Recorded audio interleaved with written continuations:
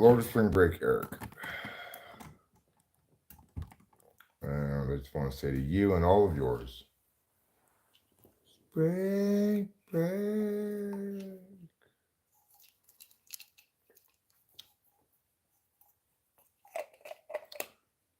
It's currently 4:53 in the a.m. I have made it back to my home here in Mariposa, much to my great satisfaction.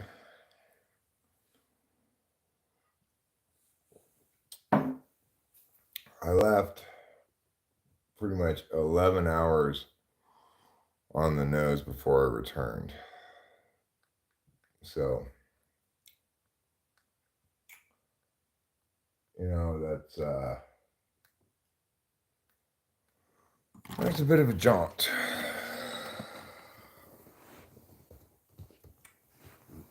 I've got 3 of these for Rachel.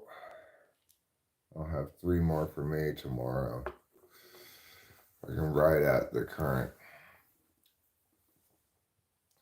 3 tens and of instant, 2 tens of extended. Now, realistically, if you were going to correctly name the extended release Adderall, you would call it delayed release, because it's not actually extended release. It doesn't make it last longer. It just delays the release of half of it. Hi, Richard. How are you this morning? So I'll pull up the live stream on the TV here.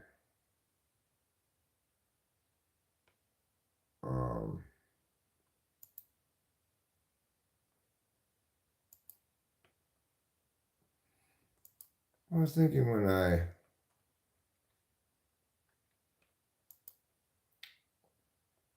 was driving, I wonder if the term skibidi will persist into the summer, or if it's just a spring thing. I see it already sort of fading away, right? You're sipping coffee, admiring your plant in your tent. Oh, wow. Cool. I guess you like to take your plants. I guess you like to take your plants camping. What the heck are you yapping about? Asks Pruna. Well, at the moment, I'm responding to your question, prior to which I was discussing whether or not people are still going to be saying skibidi in summertime. I'm guessing no. I'm thinking this is just, it's got the duration of this spring. It's tapering out already. I'm thinking we're going to see an absence of skibidi come summer. Well, what's your opinion on it, Pruna? Now that you know what the heck I'm yapping about, do you have a position on this matter? I'd be curious to hear what it is. What else am I yapping about? Well, so many different things to yap about today. What would you like me to yap about would be another question. Richard says his 4-year-old uses that term. Well,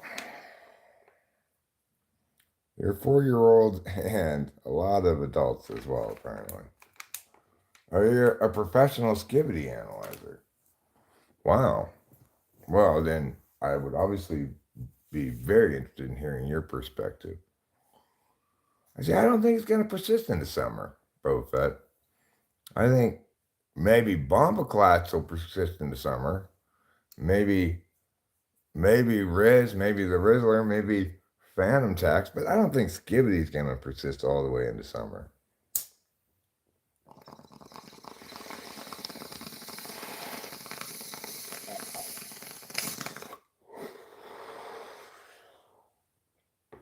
Well, they're done with it, but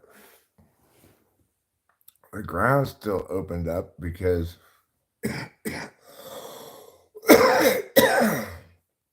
the county has to come inspect it before they cover it back up.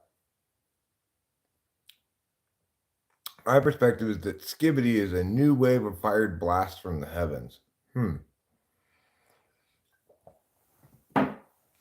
Well, Verona, what's your perspective on spring break? Spring break. Do you have a perspective on that? What, I don't know what it means. What, skibidi or septic? Or the county has to come inspect it. Retribution, revolution, bing bang. Fair enough. Fair enough. You bring vengeance along with change. I get that. I get that. I live that life. I love that life. That's me every day, all day. That's how I roll. Attaining retributive justice, starting revolutions, and binging and banging. That's how I roll.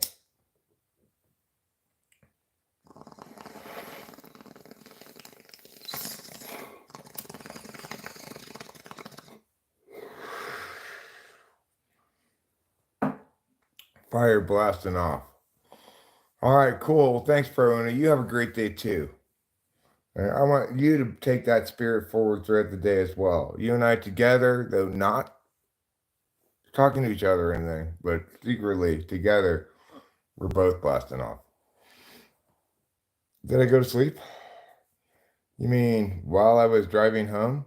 No, Putty Cat. Obviously, I didn't go to sleep yet. Sleeping is for pussies. Everybody knows that.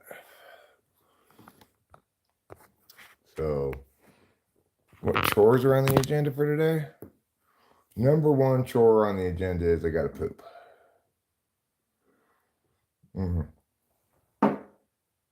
I agree. Sleep is for the weak, except when I need it, in which case sleep is very important.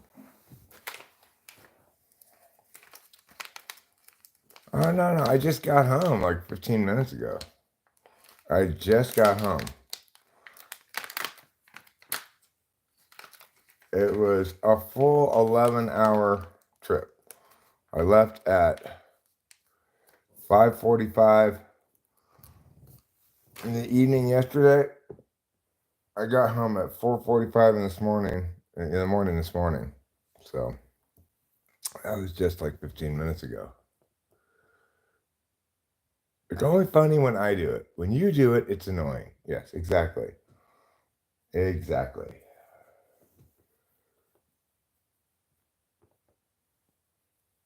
Well, I had predicted a 10-hour round trip, Putty Cat. It ended up being an 11-hour round trip. And one of the main things I can attribute to that duration was, well, two things really. A long, slow line at In-N-Out, and then there was an accident on 99 coming back. I got stuck waiting for them to clear out the accident. Where did you even go? I thought it was a simple scoring back. LA. Where I gotta go to get Adderall. It's a 5-hour drive each way. Well, the In-N-Out time was, I was in line at In-N-Out for a solid like 20 minutes, which I didn't really account for, but that wasn't that big of a deal. The two things that I didn't account for and shouldn't have accounted for were the road work traffic on the Grapevine, which they shouldn't have been doing that right then. They should have already finished that a long time ago. That was the Templeton Road mudslide, which we've seen like the last 3 times we've traveled. And I didn't account for the car crash on the way home. That one, I got stuck dead stop in the highway for a good stretch of time. That's the main thing that's responsible for the delay.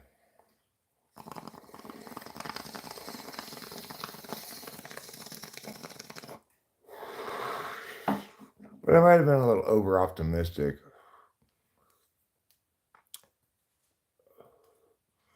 Yeah, I'm not sure. Delilah probably would be pretty skittish about mailing it, and it's good for me to go down and see her occasionally. Even though I only saw her for like 5 minutes. Maybe I got to hug her. She was hanging out with April. I guess April's in town, or maybe she moved back to LA. I don't know. All right. I gotta pee, and I might have a poo in me as well. We'll see.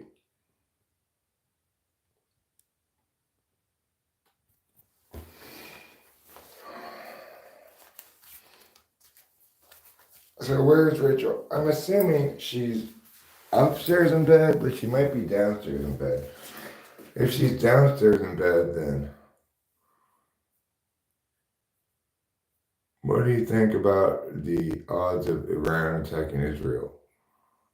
I mean, I think they're low, for obvious reasons.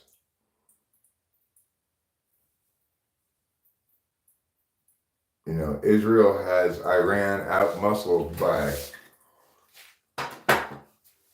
an insurmountable amount. Namely, Israel is a nuclear power.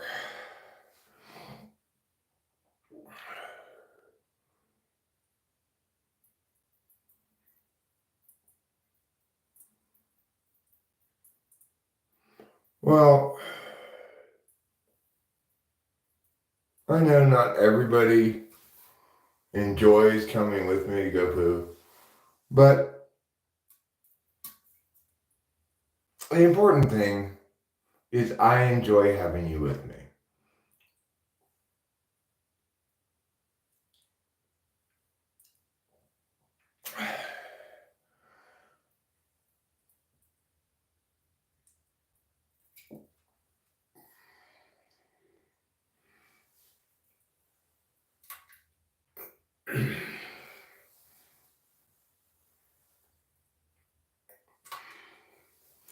We're going to put a little effort into this poop.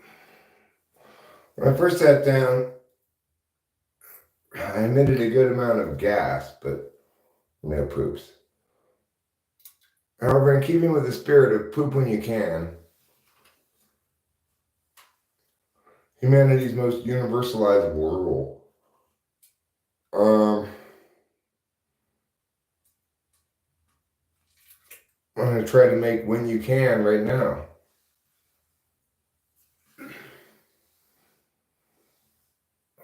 Okay, well, I did get some poop out. That was good.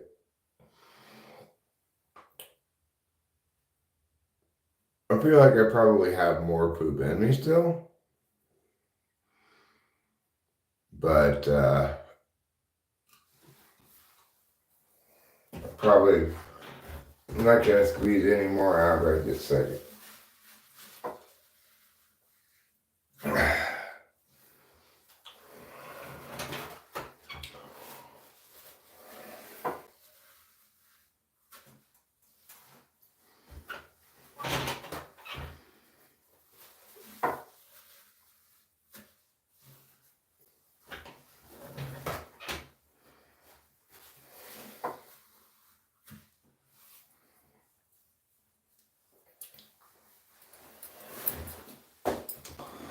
Alright, we're done pooping, and we're ready for a new adventure.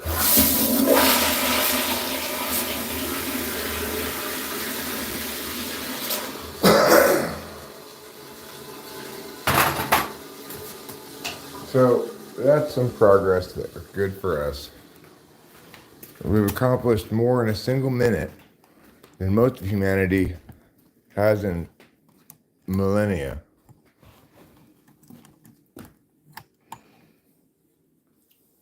Food is poop just waiting to happen. Beer is urine just waiting to happen.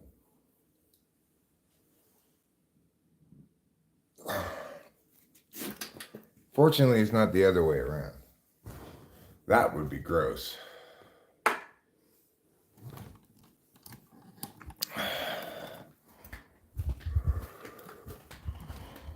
All right.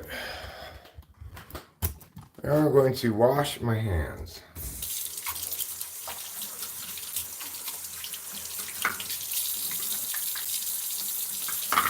Seems like a good time to wash my hands. Not just because I just pooped, but because I just finished a long drive, so it's not like I've washed them in a while.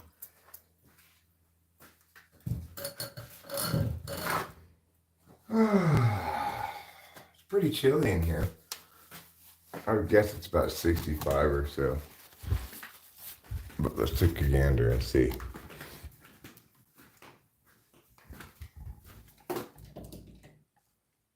$64. And yes, Rachel must be asleep upstairs because she's not down here. All right, crew, she could be gone. That would be deeply concerning.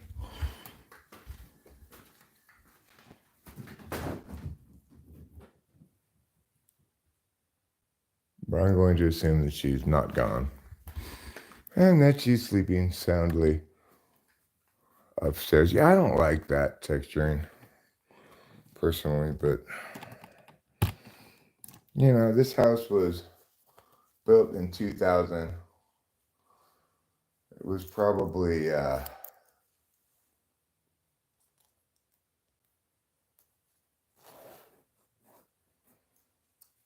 is Delilah? She is well. She was having fun with her friend not Rachel, April. And you know, I told her I was coming down. She's like, "Okay, but you can't hang out." I'm like, "Why not?" It's like April's here. So, well, what is April like allergic to me or something? She's like, "No, we're just chilling, though." I'm like, "Okay, well, fine." The truth is, I don't want to hang out with you for even one more minute than I have to. I want to get back to Mariposa ASAP, you know? So, the truth was, neither of us wanted to hang out with the other one at all.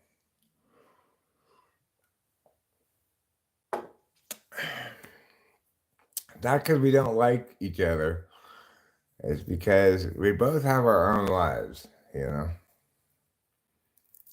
But I did mention before we parted ways that we've been seeing a lot of growth in the channel lately. And that's pretty exciting. You're adults. Well, yes, we are adults. We're both adults. And we have our own lives. And, you know, we're not that. We love each other a lot. We're really close. No, she does like me. That's the weird thing, right? Delilah and I are really close. Oh my God, Steam! Don't even get me started with Steam, Boba Fett. Don't even get me started. Okay, a little missy, but you know, my daughter and I are actually very close, and we like each other a lot, and we have a wonderfully warm, loving relationship. It's just that we're both also kind of like selfish and not that emotion oriented. So, hey, Muhammad. Oh, I haven't watched that video yet. I meant to watch it. I will still watch it, okay? I want to watch it. So that's why I will.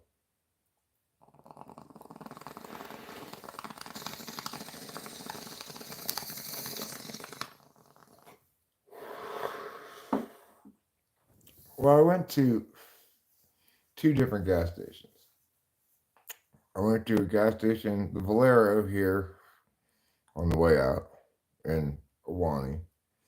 Then I went to a gas station by Delilah's house, which was a Chevron station.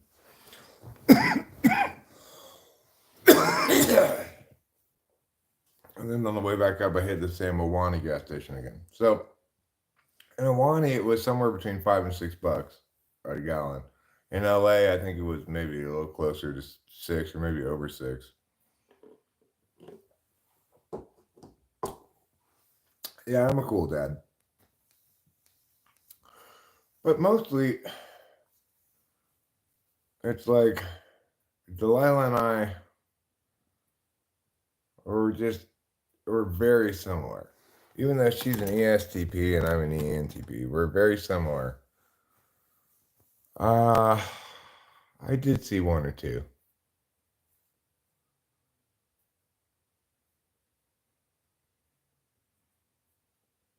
Yeah, I heard you linked to this person before. Yeah, once as well. I'm not especially interested in that.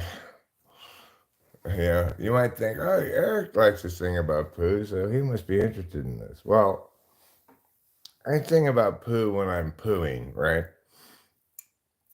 The rest of the time, I don't sing about poo. And regardless, I'm not really interested in consuming content like the content I create.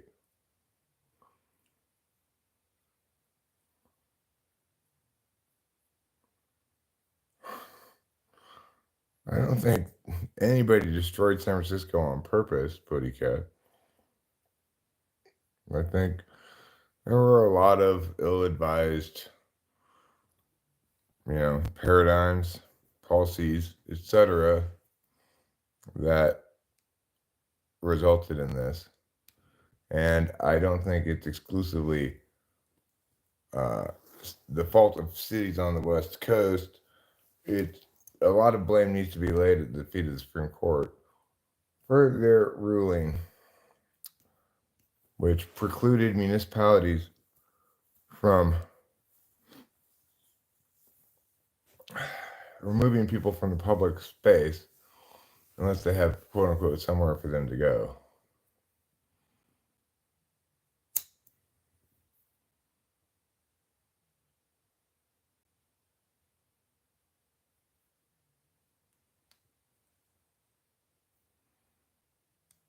Yeah, well, Winston's mom, that's not the point here, right?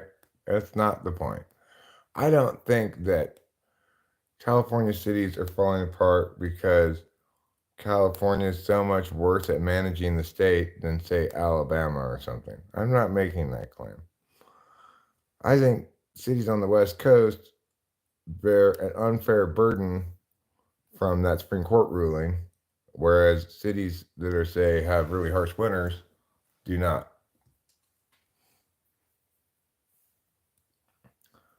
It is also the case that in the Bay Area in particular, you have a lot of homeless rights organizations and stuff like that, and a, a general antipathy to law and order when it comes at the expense of disenfranchised peoples.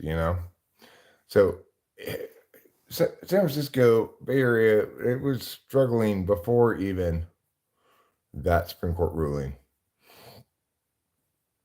And it is correct that the Bay Area's paradigm and perspective on the balance between uh, individual well-being and law and order is skewed wildly in favor of one, right? Namely, purported well-being at the expense of the other, law and order, and at the cost of both law and order and well-being. So it is the case that in the Bay Area, you see extremely skewed politics that don't help the situation. But the homelessness problem, as a municipal policy matter, is not to be laid at the feet of any municipality, but at the feet of the Supreme Court. No, you were definitely name calling, Putty Cat. When you call her a Bidener, that's name calling, all right? I don't know if Winston's mom is a fan of Biden or not. I do know she supports him over Trump. That doesn't make her a fan of Biden, though. And definitely is the case that reducing people whose politics are not adequately conservative enough for you as Bideners is just chicken shit. No, I said she supports Biden over Trump. that doesn't mean she's a Biden supporter. It doesn't mean she loves Biden, right? The fact that she doesn't favor Trump in an election between presumably, let's say, Biden and Trump, does not make her a Biden supporter.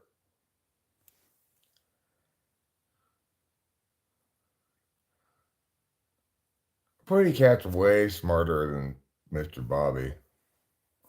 100 times smarter than Mr. Bobby. Pretty Cat should know better.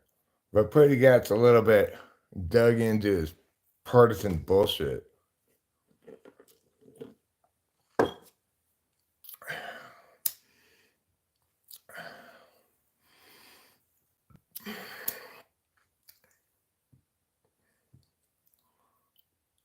No, Boba Fett, he absolutely was not. That's completely nonsense.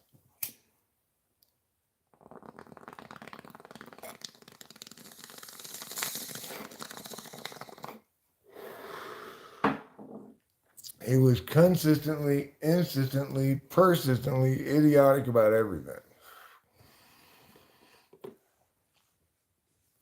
Cheers, Blue Elvis Draw.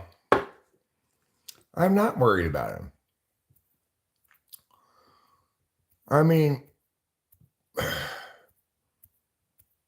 you may be an independent, but you clearly have more contempt for the Democrats than the Republicans. That's been made clear, not just in this instance, but previously. So,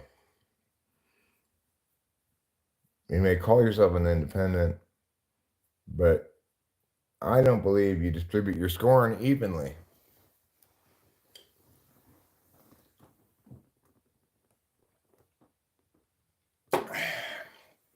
Yeah, it was a pleasant enough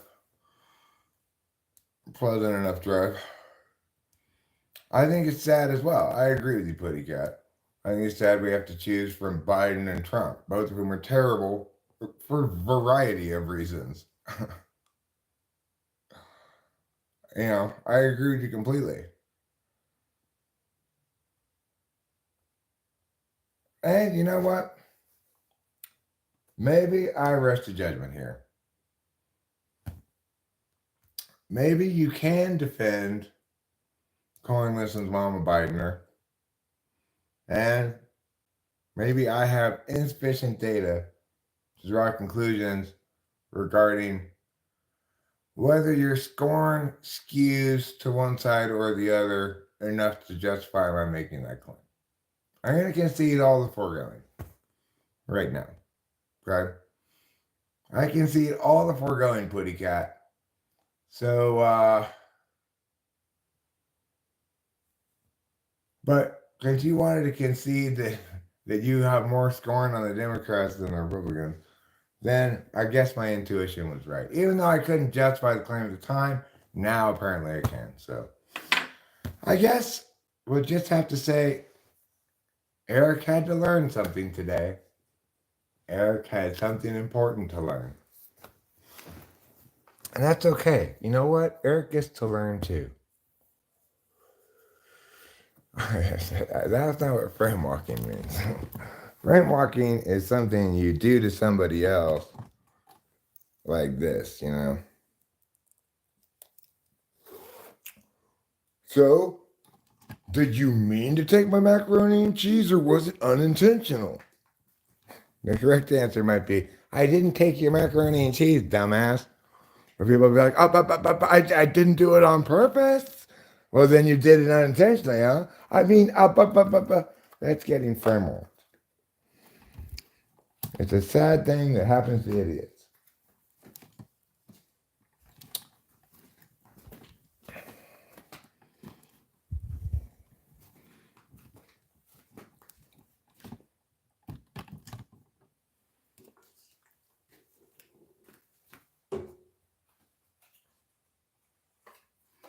We're like,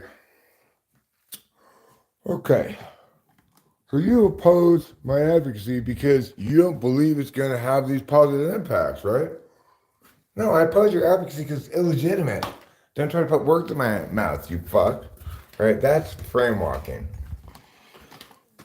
So when people try to get you to concede shit that's at the framework level by arguing it directly at the case level and not explicitly arguing framework, and then if you don't know anything about arguing things, then you just buy into that frame.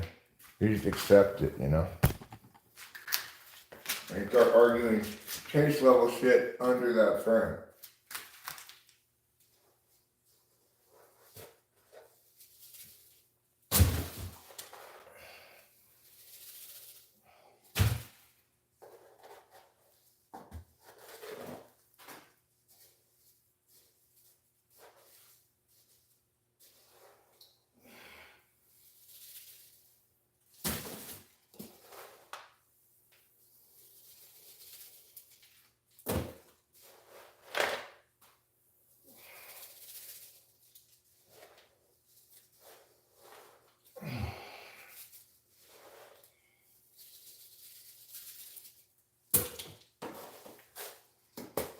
Boy, I guess my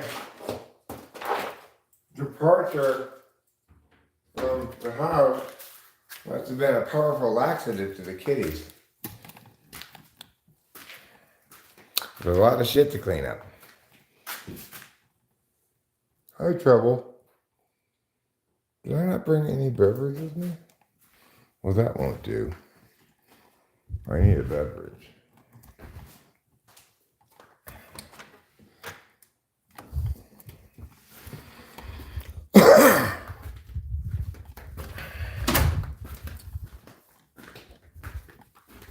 Oh, it's so nice to be back home and not driving. Oh, what a difficult trek that is to do. What a not fun trek.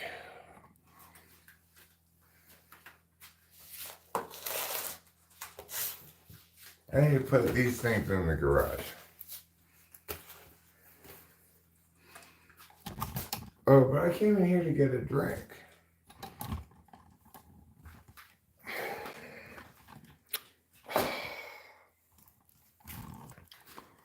I'll just get my Coke. I don't know. This will be fun. Why did I go to Mexico, Eric? I didn't go to Mexico, Eric. I mean, if you're talking about divisiveness, there's hardly anybody you can point to as divisive as Trump. I don't think even Biden is as divisive as Trump, or remotely as divisive, actually. He's just generally deemed incompetent. Trump, you got these people who are crazily passionate about him, or think he's Satan incarnate, which is understandable because, of course, Trump doesn't even pretend to even care remotely about representing the population as a whole. Anybody who didn't vote for him, he just didn't care about at all. His contempt for the American people in general was rendered in stark resolve when he decided to communicate with them via a tweet.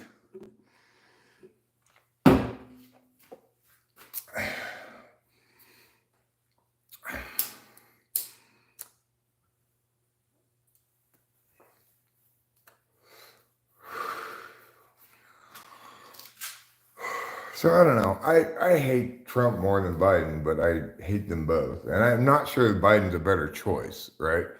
Even though I hate Trump more, I'm not sure that Biden's a better choice. But I'm not sure, certainly I'm sure that Trump's a terrible choice. But I think Biden might be a more terrible choice.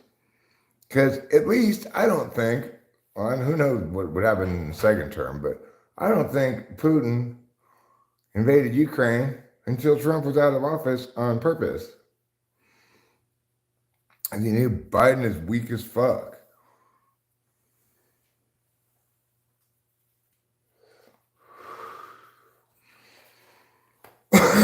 So, and yeah, Biden is super weak.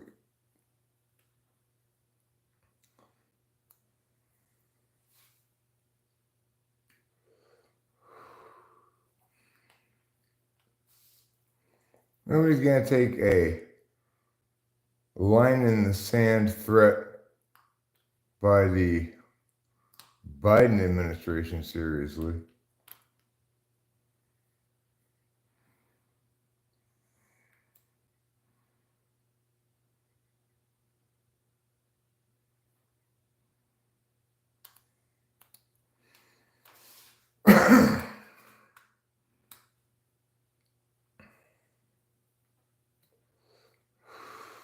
The invasion of Ukraine wouldn't even happen if the U.S. had gone in hard in the first place. Russia would have backed down. It just doesn't make any sense for them to persist in what's clearly a war of aggression that is in violation of all international standards if the purported standard bearer of such standards in the United States is unequivocal about the matter, you know? Of course they're going to back down. Or they're going to fight a proxy war in Ukraine, right? But it's not like Afghanistan, where the US and Russia fought a proxy war back in the 80s, where Afghanistan doesn't want anybody there. Ukraine would be clearly allied with the United States, fighting a just war of self-defense against a totally unjustified aggressor, the troops of whom are going to feel increasingly and rapidly displeased by this task they've been tasked with, knowing the reality that we all should know. Putin's propaganda would have limited play, I suspect, as Russian soldiers, regular Russian citizen soldiers, go and have to start killing a bunch of Ukrainians for no fucking reason.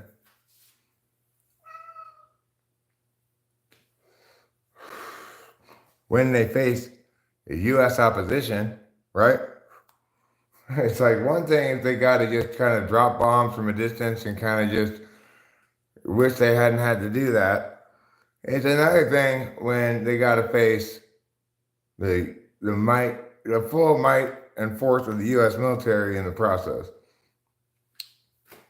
And again, you're talking about the U.S. defending a position that should be defended, that's inherently more defensible than aggression, and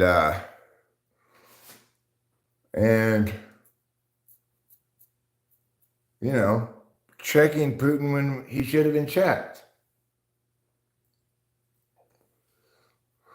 It's like the U.S. spent all its international capital on a bunch of dumbass fucking bullshit, right? Like, George W. Bush is like, I want a regime change someplace. Instead of the only legitimate place he could regime change, North Korea, he decides to regime change Iraq, the only secular leader in the fucking region. What a fucking tard, you know? Of course, it's illegitimate and it's Arab Spring just turns into a bunch of theocratic fucking nightmare. You gotta have the habits of democracy, you know? De Tocqueville explained this a long time ago. We should all have listened to him then and listen to him now. As I said, way back when. But, you know, nobody listens to Eric.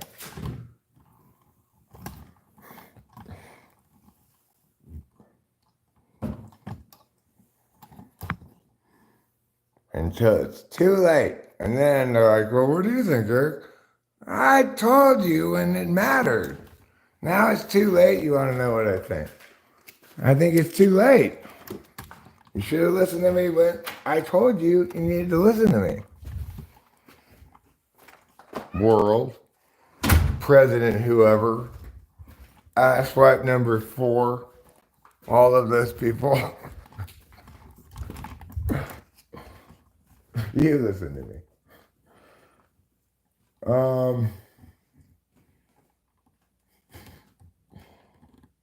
Good night, Phil Overstraw. Probably don't feel like hearing me rant about meh. Well, I don't even know how else to talk about things.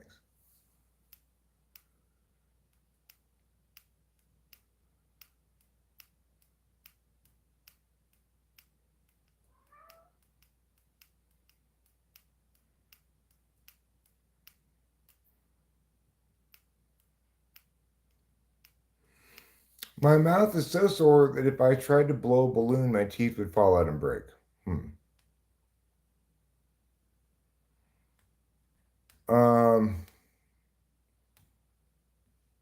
No,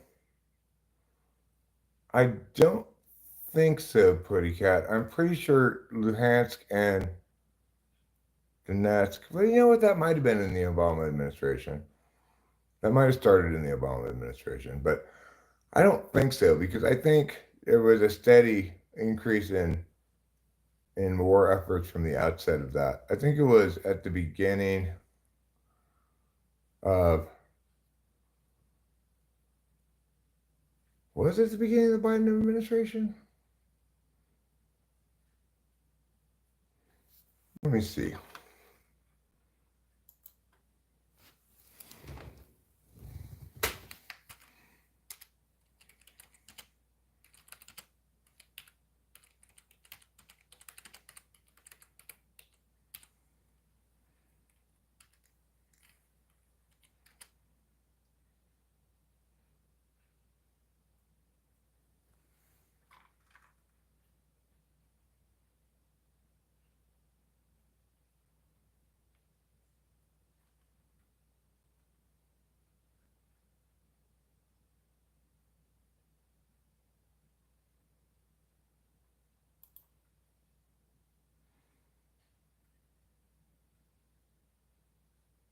Yeah, it was 2022.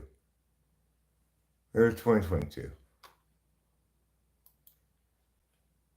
So no, that's wrong. Putty Cat. It was 2022. Okay, well that's fine, Putty Cat, but it was 2022. Okay? So yeah, sure. Ukrainians may be Nazis now. Whatever. You're missing the point, you know? Uh it was a clear act of aggression that violated their national sovereignty.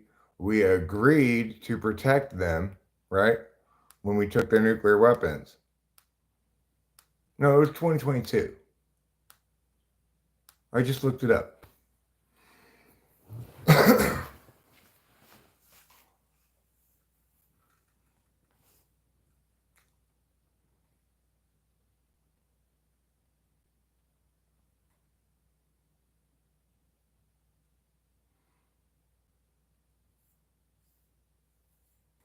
No, I'm talking about when Putin's invasion began. It did not. It began during Obama Biden. It began during Biden Kamala, right?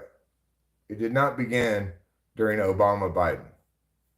And I agree, it began during Biden's administration, and the reason it began then and not before is because Putin waited for a weaker president than Trump to take office.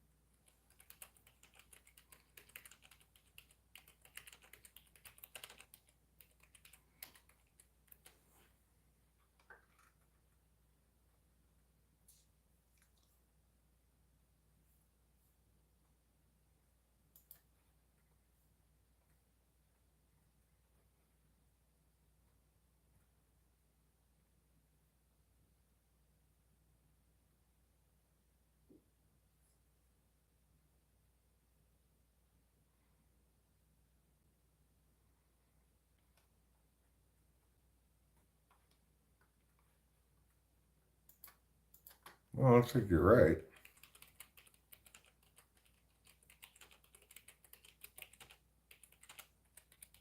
I don't think they annexed any territory. Oh, they annexed it.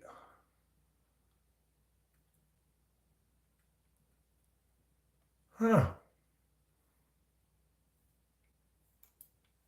Wow. That was a lot longer ago than I thought.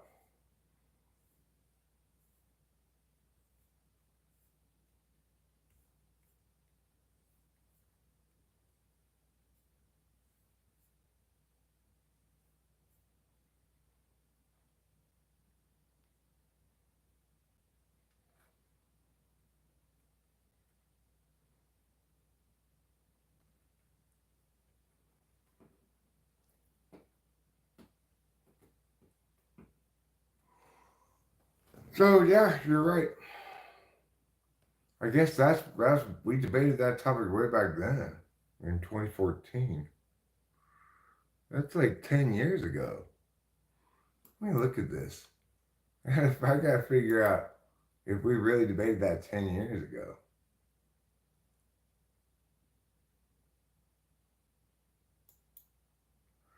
Well, yeah, I mean, I know the sort of timeline of events. I didn't realize that it had begun such a long time ago.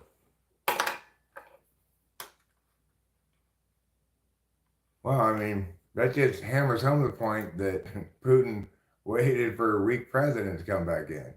Yeah, I'm not apologizing. I conceding the point that you're right about the time frame. Um, and also that you and I don't disagree that Putin didn't want to mess around on a strong president's um, watch. There's no apology. I didn't wrong you. I was wrong. When I'm wrong, I concede that I was wrong and that you were correct. I only apologize if I wronged you in some way.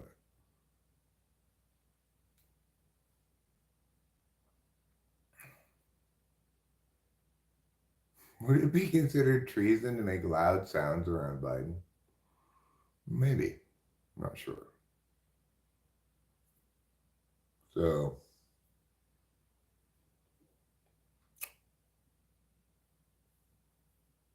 speaking of understanding the difference between being wronged and something else, I was thinking earlier how, like, a good way to explain to people in a relationship who, like, get mad at each other would be to say to them,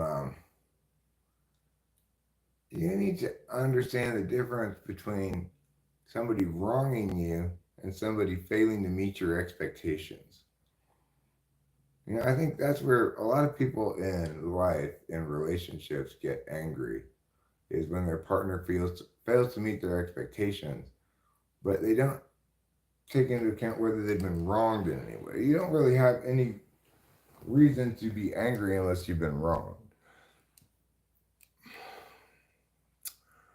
Um, Another thought I had that I thought was worth noting was this is probably gonna be less broadly resonant. That's right, Richard. I will be running. Eric, what do you think of the fast food minimum wage in Cali, $20 per hour? I don't think it matters a whole bunch right at this point, Putty Cat, because uh, it's just sort of keeping pace with the huge inflationary push that happened post COVID, right? Um, as it was, I think fast food places were paying $15 an hour or whatever. Maybe it's $20 an hour now. Maybe fast food prices go up a little bit. I don't know. But it's in the current environment, it's much less damaging than, say, Seattle's living wage law, which was passed before the inflationary crunch and accordingly had much more significant negative impacts. I don't love, Yeah, well, I agree with you, Putty Cat. I don't love minimum wage. Um, my point is, it's worst when it's furthest from naturally occurring wages, right? And that in the status quo right now, it's not that big of a gap. It's probably not going to harm markets that much. I agree with you in principle that minimum wage is dumb, but at the same time, um, one might argue that it prevents against certain kind of exploitative stuff, but I don't know. Assuming assuming the agreement reached between parties is truly consensual, fully informed, etc. No, I'm not disagreeing with you, Putty Cat. I'm taking a pragmatic approach to this, which is to say, uh, while I agree that the minimum wage is bad, at $20 an hour, at $10 an hour, at $100 an hour, it's bad. Okay, I agree. I would, however, argue with you by saying if you're going to prioritize opposing something politically, let's get rid of the capital gains tax. That's a much more significant problem, right? It's a much more significant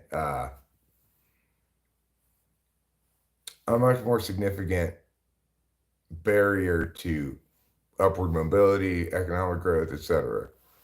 So the thing is, I agree with you, but I also recognize that there are certain kinds of things where if you want to aim your let's get rid of something, right? Like maybe food stamps aren't great, but if you start saying let's get rid of food stamps, people don't like that because even if you're right, you should get rid of food stamps. Yeah, it's double taxation, exactly. Um, of course, then when you spend it, you get taxed again with sales tax. So the thing is, I guess I'm having some sort of, I guess, understanding of the pragmatics of politics. There's only so much impetus to get change done in areas that are important to get it done. Like trying to try it would be fantastic to get rid of progressive taxation at all entirely because obviously it's the most regressive thing in imaginable. There's nothing more regressive than progressive taxation. That's why rich people pay so much less in taxes than poor people do. It's thanks to progressive taxation.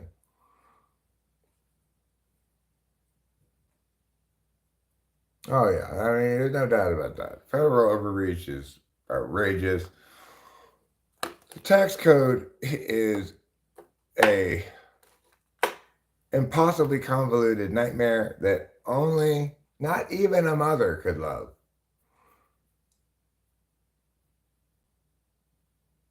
Yeah, CRV.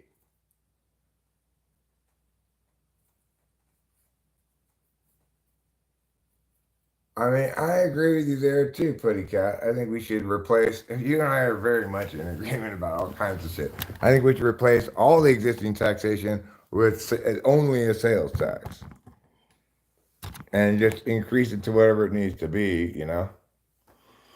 Then we have a fair, just, equitable taxation setup that punishes most, or just it punishes most those who spend most luxuriantly. Now,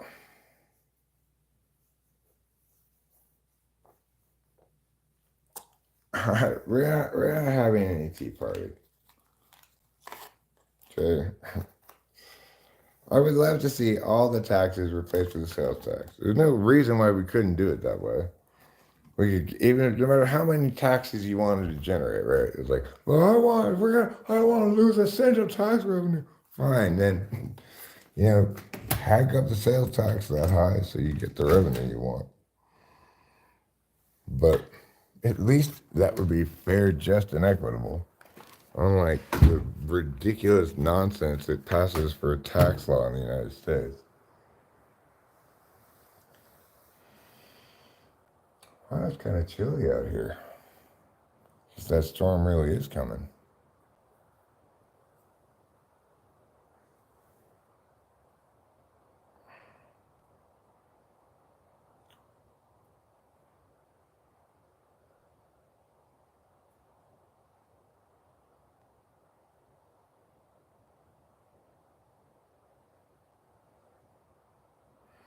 I need my glasses. I'm just gonna have to stand here for a second without reading it. I can't read it.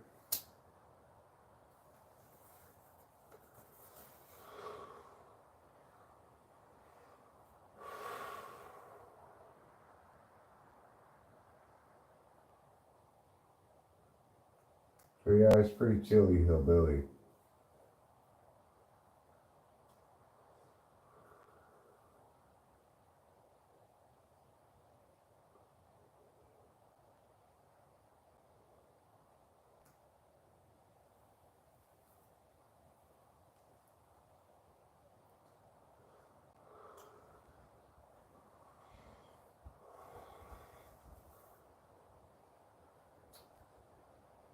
Feeling pretty gacked out, actually, which is nice.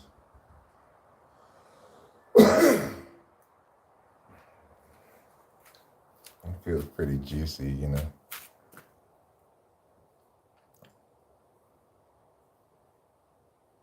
Now it's time to write in caps without consequences. Yes. With that thank you from me. I should read that one. Barely, but I could. Ha. America needs to rid itself of its drug epidemic before it can start to heal. No, it's not very central to that at all. America doesn't need to heal, it needs to get smarter. It's not wounded, it's doing dumbass shit. It's very straightforward. America needs to stop being stupid. Stop electing stupid people. Stop having stupid conversations about politics. Party cat, I gotta say.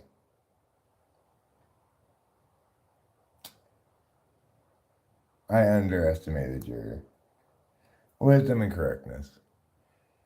I'm not going to apologize for that either because it's still not wronging you. And unlike everybody else in the world, I admit when I'm wrong. If I weren't admitting it, then that would qualify as wronging you in some sense. That would qualify as lying. Evil, evil lying.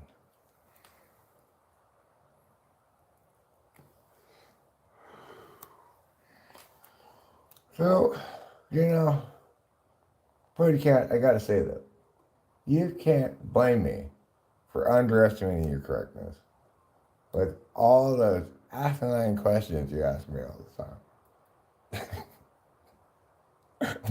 They're not all asinine. Plenty of them are good questions, but some of them are just ridiculous.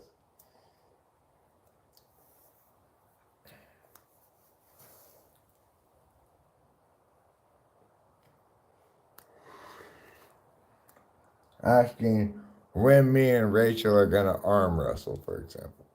How many times have you asked me that? How can I expect to take you serious? How do you expect me to take you seriously when you start with that kind of stuff, you know? When are we going to arm wrestle? We're never going to arm wrestle. I don't want to arm wrestle Rachel. What glory would there be in defeating Rachel at arm wrestling? And she doesn't want me to let her win. So it's a lose-lose situation. I have asked you that at least 5 times. Yes, well, there's the answer to it. Never. We're never going to arm wrestle.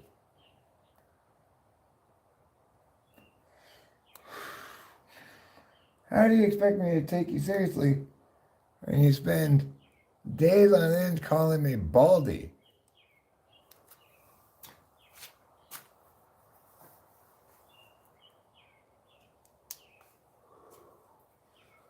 So really, you should apologize to me for misleading me. I'm just kidding. You shouldn't do that.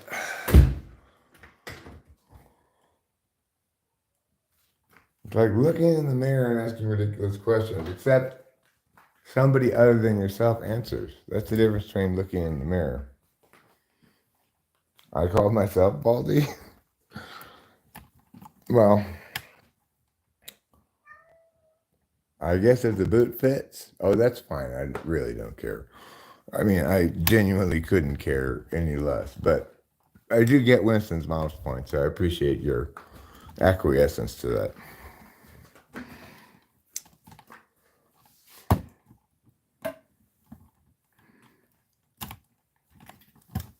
If name calling is fundamentally illegitimate, then I can't, like, not oppose it just because it doesn't bother me.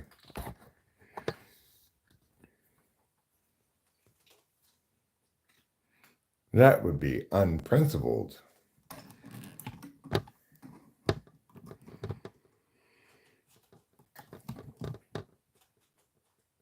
Where am I from? I'm from California. Next, we can't call you old man. No, you can continue calling me old man. Okay? I don't want to be too much of a Karen. Hey, again, it's one of those sort of pragmatic principlism things.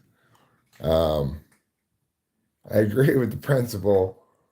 Name calling's bad, but I wouldn't want to take it too far. I'm not like a let's coddle everyone's tender feelings kind of guy. So, you know, you got to strike a balance, I guess. I'm not so worried about other old people being insecure about being old as I am about, say, a younger person who's prematurely balding for that playing into their insecurities. Oh man, it is derogatory perhaps, but it's also just an accurate enough statement. I mean, I actually don't consider myself old. I consider myself middle-aged still, but you know, I get it for the demographic around YouTube. It certainly is accurate that I'm older than most. And I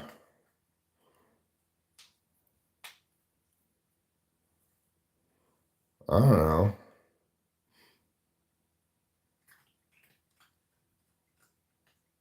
If you're balding in your 20s, you're probably more likely to be insecure about it, I would guess.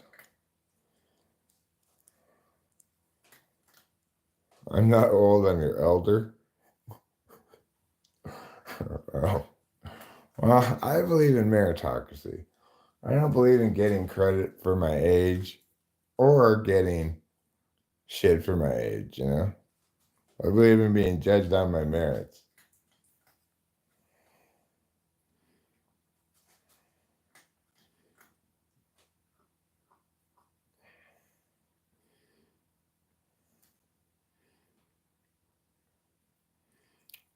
Yeah, the higher does point out that calling somebody baldy empowers them to have bears maul you. So, you know, Puttycat's taking an informed risk, I guess.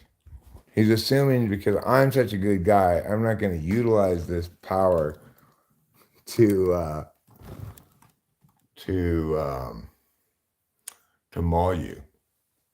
And you're right about that. I'm not going to, Puttycat, because I'm a righteous man.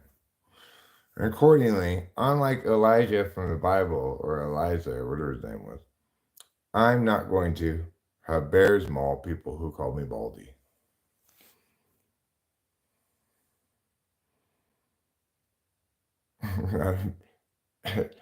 Honored elder sage, Sama. Honored Elder Sage Sama. That's my name. Don't wear it out. So I do think I want to play the guitar for a little bit right now. I want to play a couple songs maybe.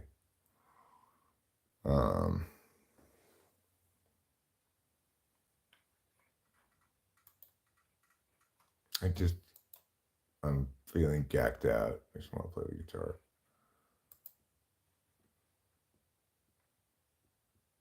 Sign holders, be safe and wear your heart out. Bright green safety vest and modesty pants. Your sign says slow, but you wave me fast as my wife and I confusedly drive past. Ma ma ma ma ma ma ma ma.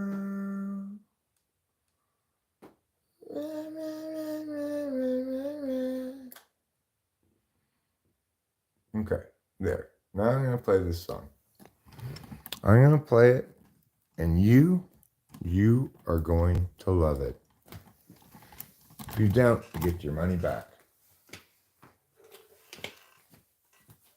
I'm gonna try to play it slow this time instead of fast like I usually play it.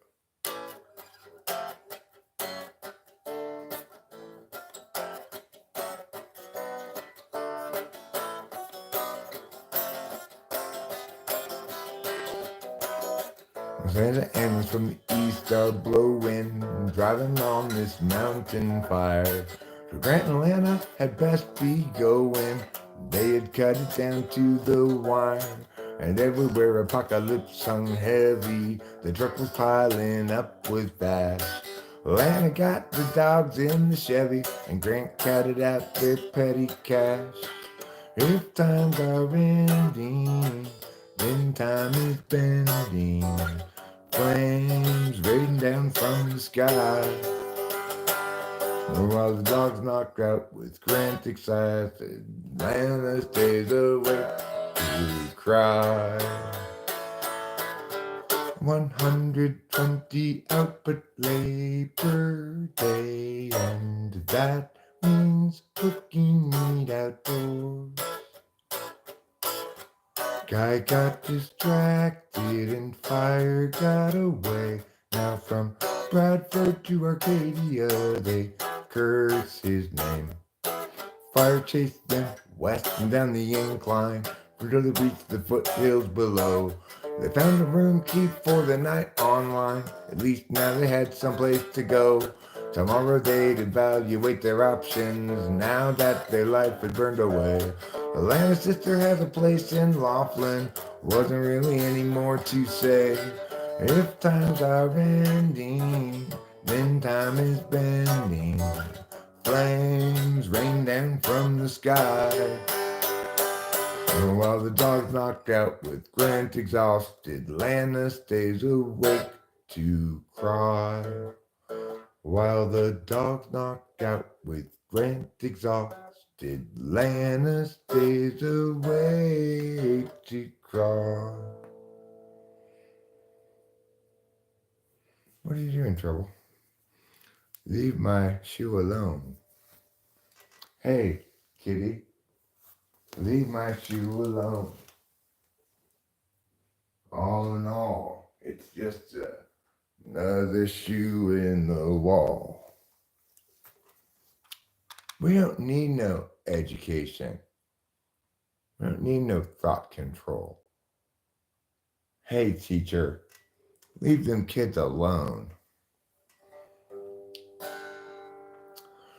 Well, Sammy had a story that need be told, and this is a song for an open road, and such a thing must always do its job.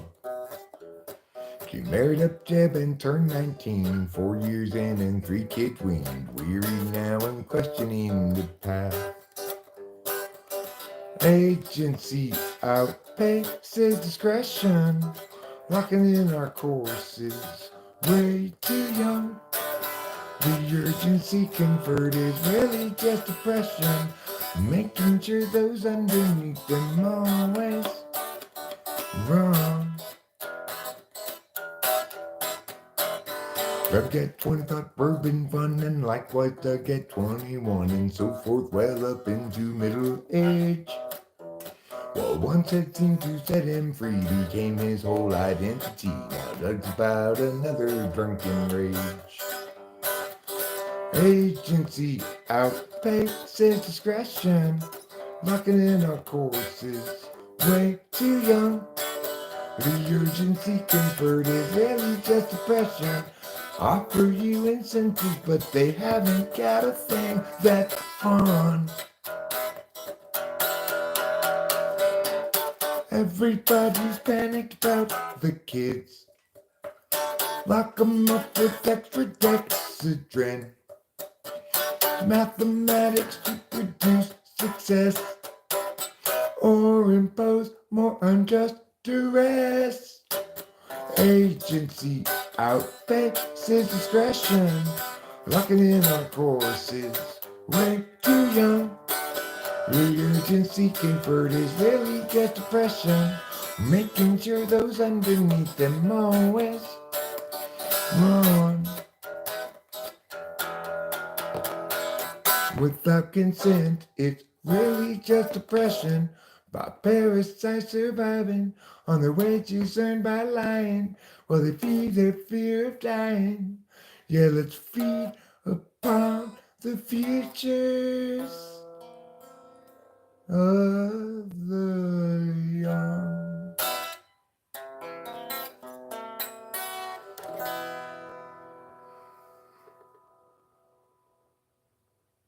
Winston's mom's not spamming. You leave Winston's mom alone, okay? Winston's mom's a saint.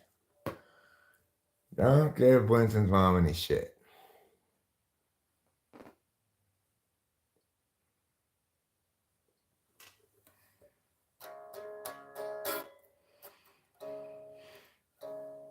Too much noise in the data stream. Or too much noise in the data stream. Loud enough to disrupt everybody's dreams. Frustrations mean mistakes are made, until it seems everybody's just throwing shade. I won't be another casualty of other people's well-intentioned rules. I used to think that some tomorrow there'd be time for yesterday. It's not the sort of thing that one can borrow. No one willing still to lend a day. Your uncertainty's implicit, just like an unexpected visit from a bunch of men all dressed in blue suits. I won't be another casualty of other people's well-intentioned rules. I used to think that some tomorrow there'd be time for yesterday. I messed it up a little bit. Why don't you play it better than I usually play it?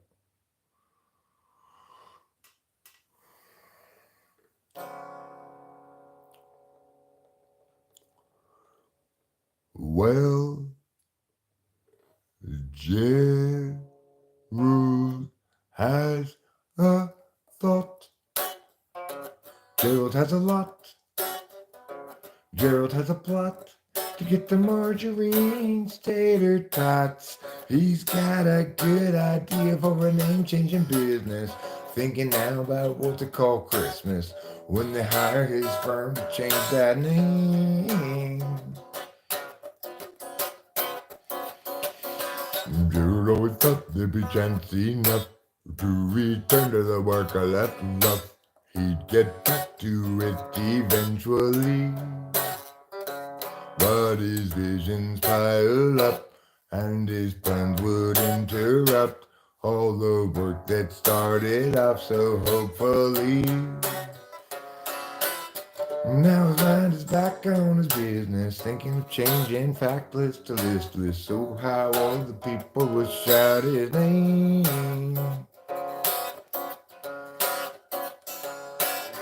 And Gerald knows he understands ever more clearly now. He won't provide explanation regarding the why or the how. He'll see you and know you from inside your heart. Exciting, delighting, Gerald plays his part.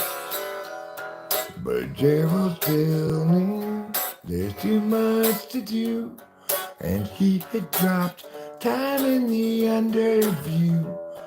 Too much to read, but so where now and what? Too much time spent nitpicking the skew with you. Now Gerald has a thought. Gerald has a lot. Gerald has a plot to get the margarine's tasty spots. He's got a good idea for a name-changing business. Thinking now about what to call Christmas when they hire his firm to change that name.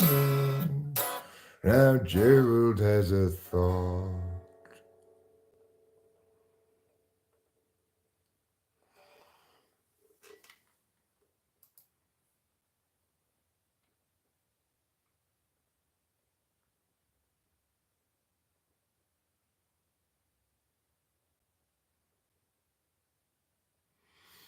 I mainly recycle is easy since we pay for curbside recycling where I reside. Right, but Pretty Cat, of course, you still have to pay for the CRV, even though you just put it in a recycling bin and they take it away and they don't give you any money for it.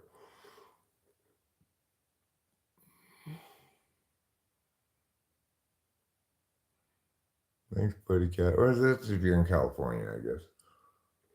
Probably not in other states.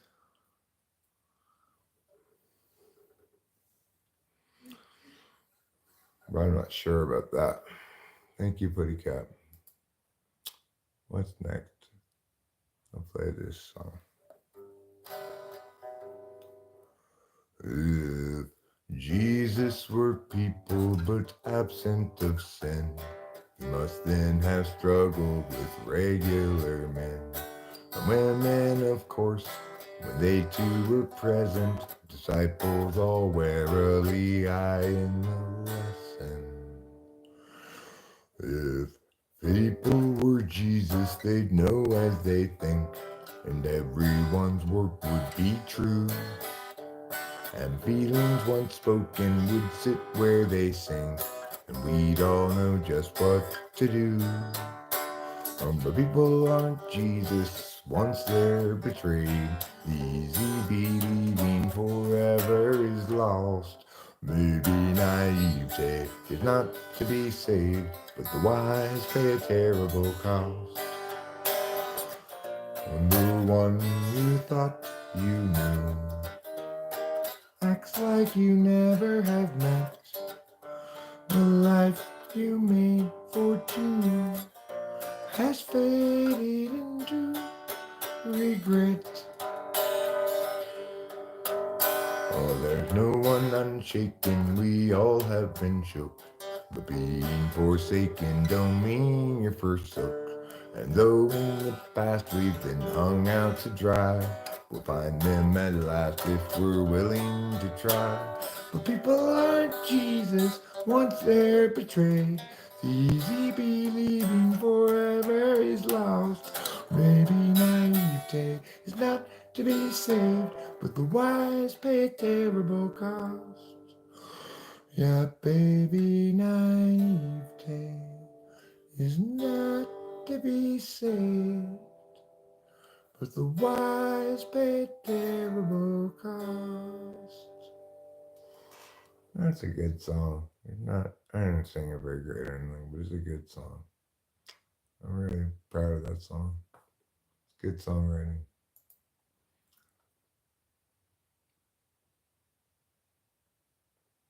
Some states have bottle deposits just a scam. My aren't. You are? You are. Oh, yeah. CRV is, I guess, container redemption value? I think it's container redemption value. Um, could be California redemption value. Yeah, well, I think eventually they're going to get rid of that that contraction spelling of your. So I think it's going to happen eventually.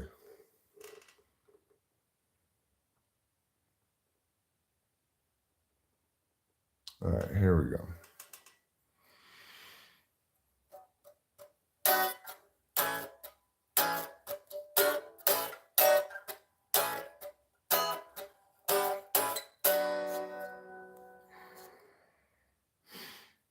Amelia, go from that place. Take unto you the details of your case. Amelia, when you rise up above, floating ahead and soaring like a dove. What will they say when they look at you then, moving sideways in the space you're in, and staring sidelong with your thirsty grin? Amelia, can't you see? You and I will never be. Amelia, yes, you're still free. With too much opportunity to leave out in the rain, Amelia. Amelia, we're watching you fail for sure. No matter what we do, Amelia, when you rise up above, floating ahead and soaring like a dove. What will they say when they look at you then, moving sideways in the space you're in, and staring sidelong with your thirsty grin?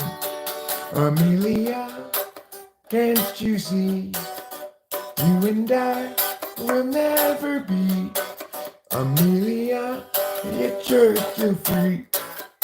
With too much opportunity to leave out in the, and too much opportunity to leave out in the, too much opportunity to leave out in the rain, Amelia.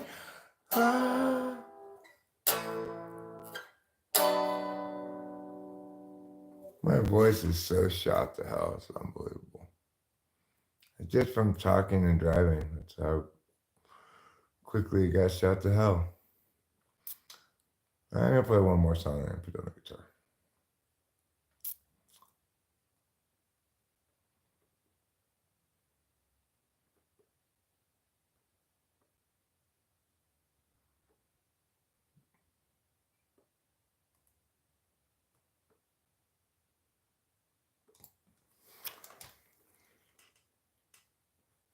Why are you being a stinky jerk?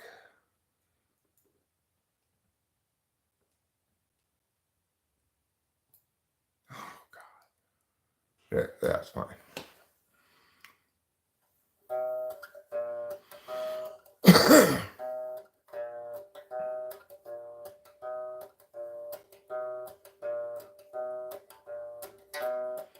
You're living on a time frame I will never know. Alienation and humanity's soul. Imagine you a future after the collapse, returning to the urgency of isolated past. Picturing community free of metaphysics while you're hunting buffalo, picking red delicious, knowledge of the seasons, wisdoms of old. Fires blazing in the night to keep away the cold. Hostility is kept at bay by what you think is in the way of life as children of the land with Dan Gabi Weatherman. Imagining a history that never could have been. You lecture at the college, advancement is a sin, lamenting disconnection and every corporate act, asserting all your feelings and ignoring all the facts. Hostility is kept at bay about what you think is in the way of life as children of the land with an agave weatherman. You find modernity just so banal. Wish you had been born any time but now, and your experience won't run afoul of exceptions you might allow. You visualize nobility sipping on some port, or tribes of peaceful savages in beautiful comport. But few of history's people led with Leslie did cavort, 'cause life was solitary, nasty, brutish, poor, and short. Hostility has kept at bay what you think is in the way of life as children of the land with an agave weatherman. With an agave weatherman. Well, that was fine for something terrible. It was fine for something terrible.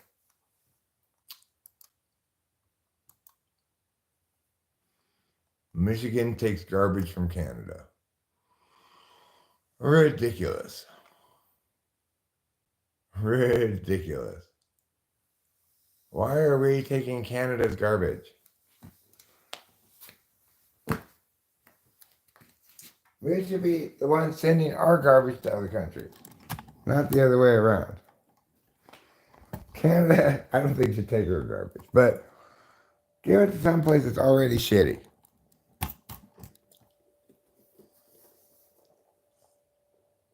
You know, like America, maybe?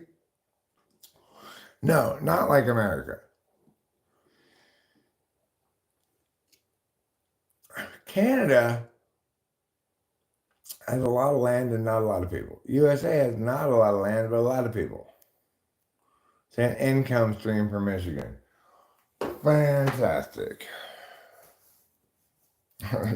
Michigan doesn't get enough money from taxes. Wow. 25th of all Michigan landfills are being filled with Canadian garbage. Oh my God. That is deplorable, appalling, and awful in every sense of the word.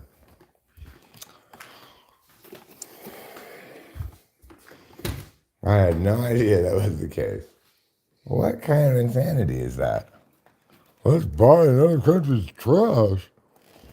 I mean, you know, like let's let them pay us to take their trash. Because we're so fucking incompetent, we can't figure out how to spend all the money we already have. Thanks, public unions. Fucking public unions, I tell you.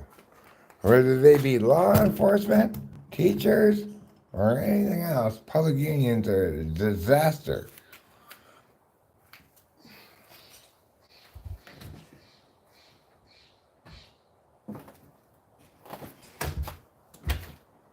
I know what your next question is, Putty Cat. Well, what do you think about MMA unions? Well, I'm not making a position statement on that right now. I'm just talking right now specifically about public unions. So don't try to get me to mission creep onto some other topic.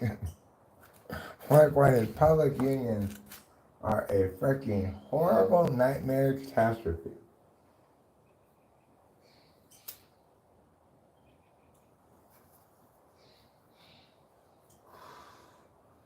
The reason being, the government is not the same thing as management, right? They don't have the same, there's not a competing financial interest. With private companies engaging with private unions, or whatever you call those kind of unions, there's, you know, a union can push as hard as they want. They might successfully get the company to cave and bankrupt itself, but they won't serve anybody's interest by doing so, right?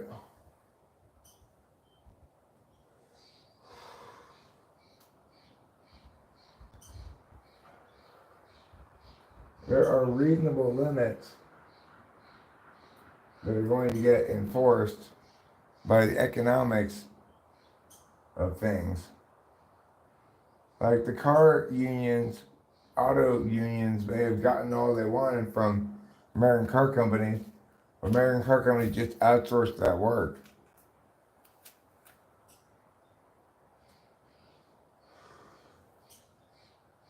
Just keeping a token manufacturing plant here too, you know. Get more manufacturing from foreign car companies in America because they get,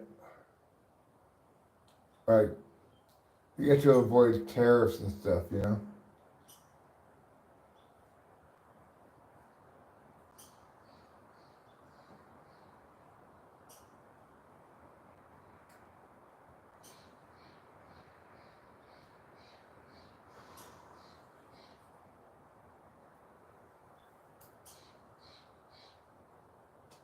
It certainly is like a stormy. When I stood out over here a second ago, I got hit by a drop of rain. That's what caused me to return back underneath the now.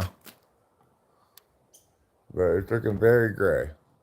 It doesn't show up as gray on the camera as it does in real life. And now, the computer didn't say this. The Windows weather thing didn't say this. But my phone said we should expect significant snowfall this afternoon. That's what my phone said. So let's see whether the phone or the laptop is correct. I trust my phone more than I trust Microsoft with anything. Microsoft weather has thus far proved horrifically poor at doing its job. Yeah, I love days like the one I'm having too. It is perfect for smoking outside, that's true. But if we are going to get significant snowfall this afternoon, I should probably move these guys inside. My little darlings, as I call them. My little angel puddings. I wonder if I should give it some time, though. I'll give it a little time. It's not that cold right now. Can't be that cold because I just got on flip-flops and one jacket and I'm fine.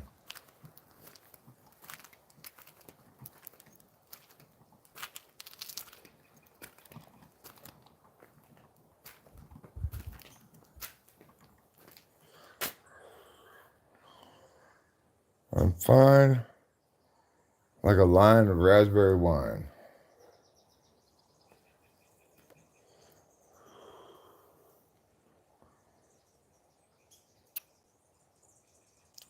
So I wonder what chores I'm going to get done today.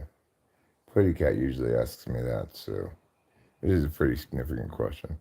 There are a variety of things I could get done today.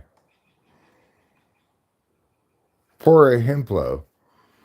Even if I don't drive them over there, I could put the stuff that's on the chairs inside in the little wilderness car to get it ready to take over there.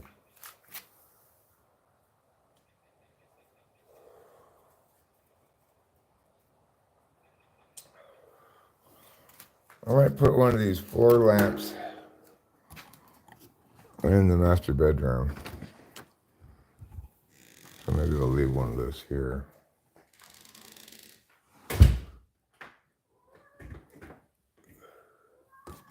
It's obvious to see today that America is in a downward spiral. Well, I mean,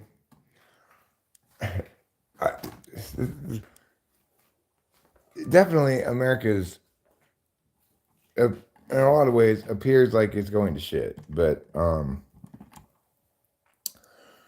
problem I would have with your expression there is the spiral term. It implies that things, the mechanisms that are making things bad are getting worse.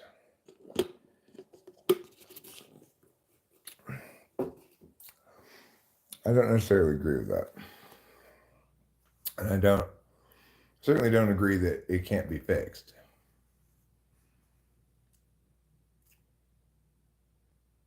Well, Natasha Godfrey Ashford, I'm having to I agree that eliminating Roe v. Wade was important, but not because the federal government has too much overreach, but because it wasn't reasoned properly in the first place. You can't possibly justify a right to abortion based on a right to privacy that doesn't exist and can only naturally follow from right to property. So I know that you're not implying that, Iron Man. You're saying that directly. I'm saying I don't agree with you. I don't agree we should go back to the gold standard either. I think people don't really understand that every currency is a fiat currency, including gold.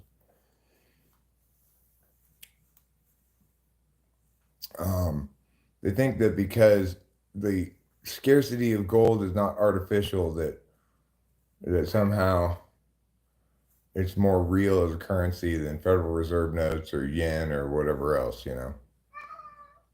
The currency devaluation links to inflation, um, which is a separate issue than currency. If in fact non-fiat currencies were distinct and preferable to fiat currencies on those grounds, Matthew Alster, then we'd see cryptocurrency being more stable than fiat currencies, not less.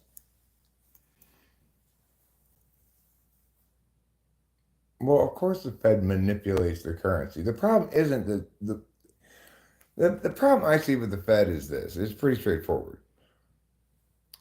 The Fed implements what they call quantitative easing, which is the infusion of more currency into the economy.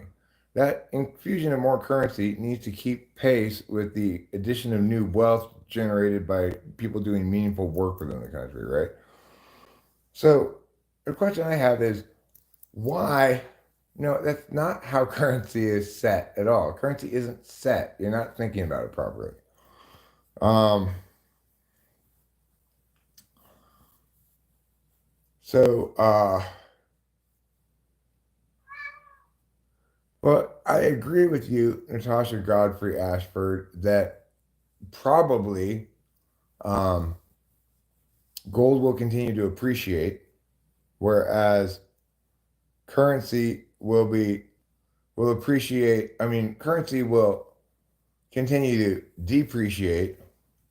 So, yeah, it's true that um, your currency will go down against inflation, right? But it's also true that you can get more of a return on that than inflation rate. So, um, so the thing is, if you note that if you had said that Natasha Godfrey Ashford about silver, say 30 years ago, you'd have been dead wrong. The return on investment you get in even a savings account would have provided you a better return on your investment than silver, which is basically unchanged from 30 years ago.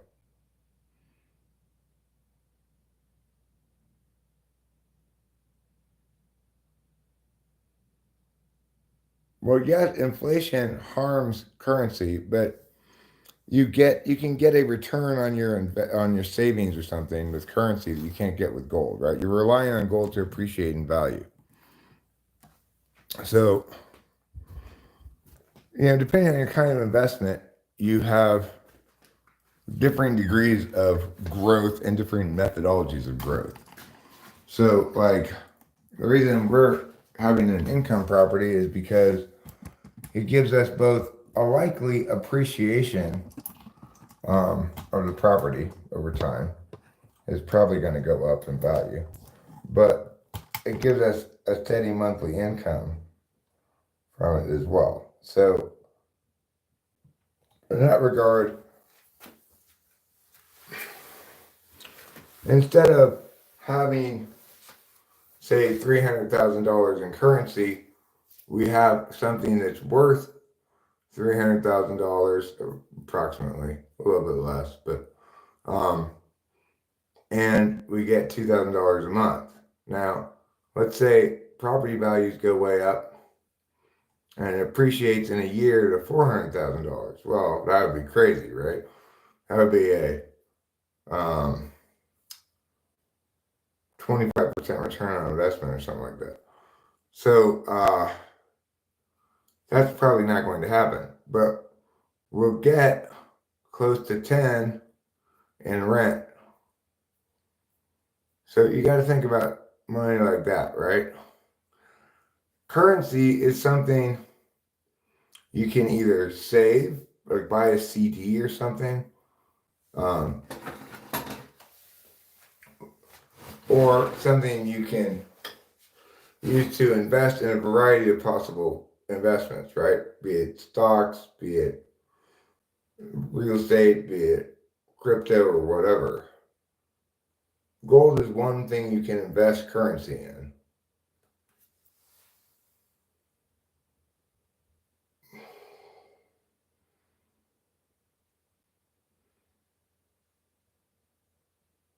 Oh, did I give the math wrong? Well, thanks, Pretty Cat. 33, okay. Or that would be 33. So the thing is, it's not unheard of for the real estate market to have jumps like that. It happened before. It usually is indicative of a bubble if stuff like that's happening. But but you don't have to count on that to get a return on your investment. So, and of course, by the time you pay real estate realtor fees and stuff like that, you're not going to clear that much profit. So,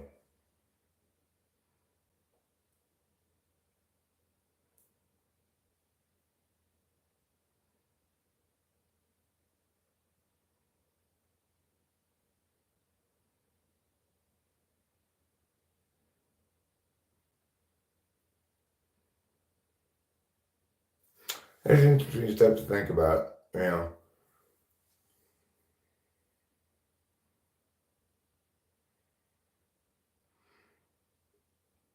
We need to remember about anything to be used as a currency is the core factors that need to be addressed. To be a successful currency, something needs to be fungible, divisible, and non-counterfeitable. Those are the three elements something needs to be effective as any kind of currency. This is why gold, in part, was a currency to begin with, right? It's not just that it's the scarcity of it or some utility potentially, it's that it's easily melted, and therefore you can divide it into smaller and smaller pieces, right? However, the reason so-called fiat currency replaced gold as a currency is that regular currency is much more easily divisible, and gold's hard to carry around. There's a lot of disadvantages to trying to do business with gold, right?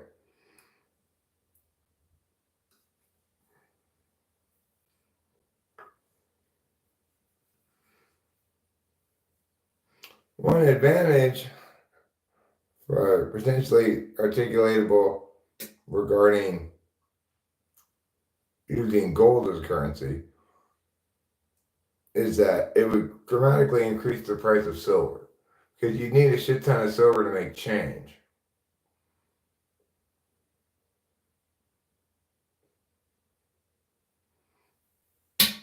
I'm trying to, Putty Cat. I'm trying to maintain good digestive health. I felt like when I was standing outside that maybe I had another dump in me. But now I'm thinking, no, it's not. It's not ready. It was just more gaseous emissions, which can be credited, I think, to the fast food that I ate on my drive. So, there was a false alarm, everybody. There's no poop to be had, but I did go pee, so it wasn't a complete waste of time.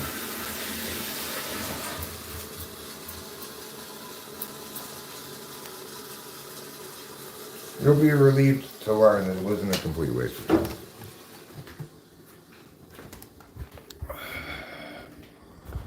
All right, before I do anything or even consider me doing anything, it's time to. What happens to the silver when gold prices go higher? And silver would have to keep pace. If we used gold as a currency, if we were trying to use precious metals as an actual currency, then then we'd have to have change metals, silver and copper, presumably, or silver and something else.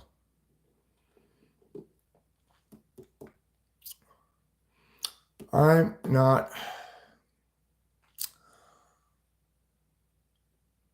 Oh, I didn't consider that possibility, Natasha Godfrey Ashford. I'll have to keep that in mind next time. Watch out for doorknob reflections.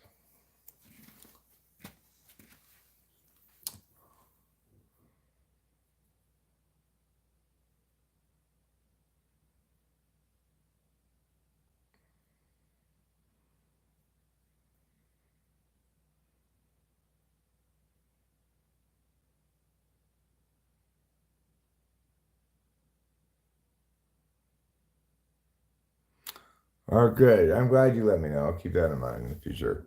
I don't want to give anybody a free show.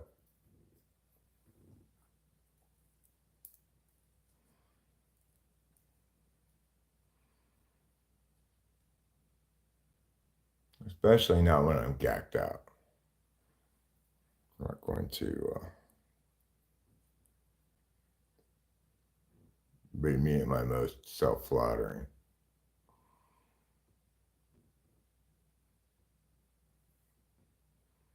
A lot of silver bugs argue for a slimmer gold-silver ratio, but historical ratios don't really guarantee anything. Gacked is like thwacked out. Well, also, I don't want to get in trouble with YouTube, obviously, but in general, I have no putty cat. I'm not going to wash my hands, okay? So just stop telling me to. Don't be a bossy Betty.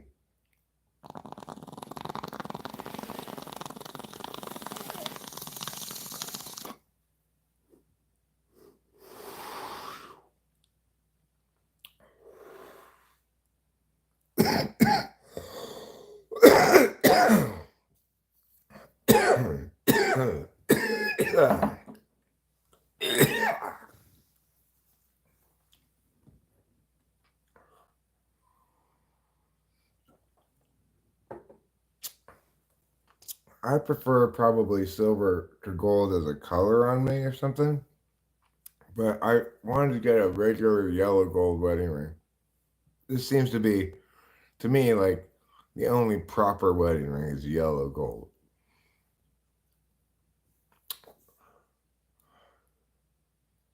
I could make pork chops and applesauce. I just need to add pork chops and applesauce.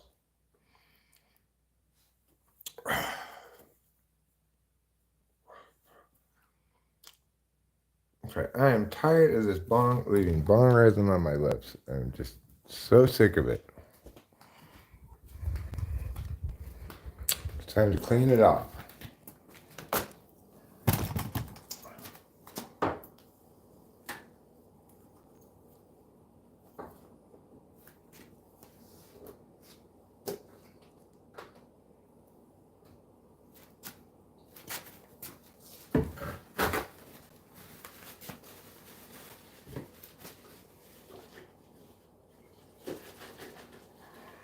Whoa!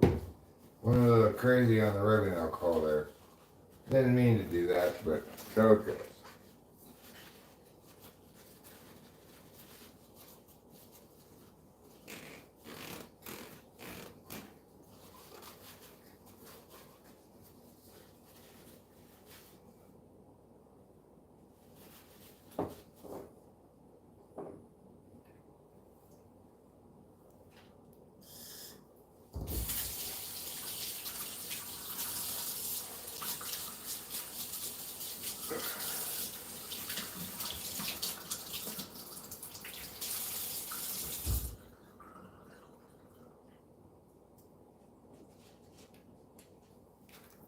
Okay, There. Hopefully that's fine. I should just change the water, might as well.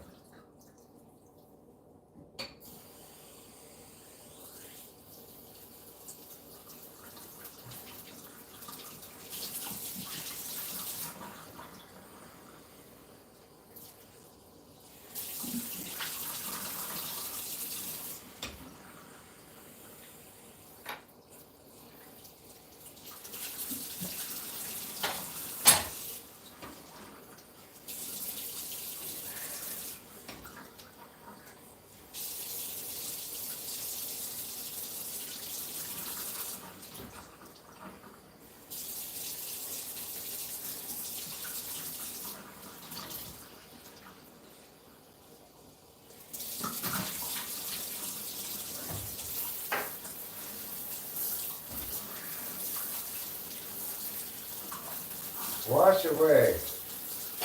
Wash away, bone resin. Wash away. Wash away, wash away, wash away fast. Wash away first and wash away last. Okay, now, pour the water in there. A little bit more. That's about right. A little bit more. That's about right.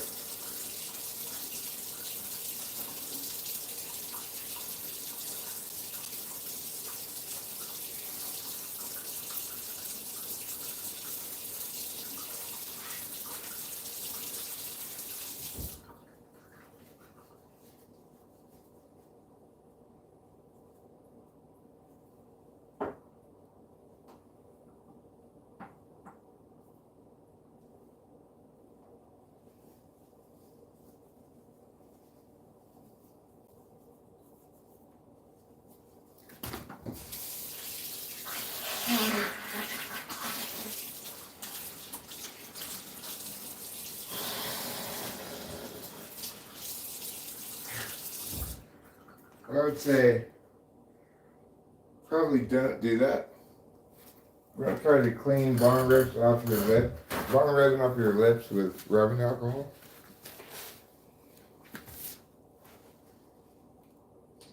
It burned. It started to burn. I immediately washed it off, but it's probably not good for you.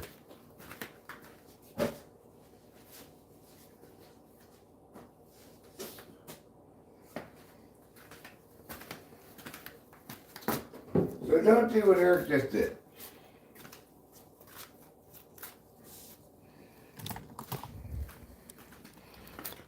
Even if you do have bone resin on your lips.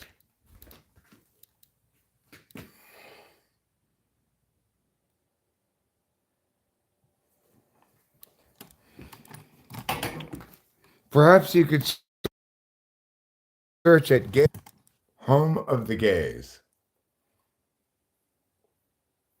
Yeah, don't do that probably either, Matthew Alster. I think that's probably also a bad idea. It's a good way to get yourself to do dishes. You know, I do chores. I get myself to do chores by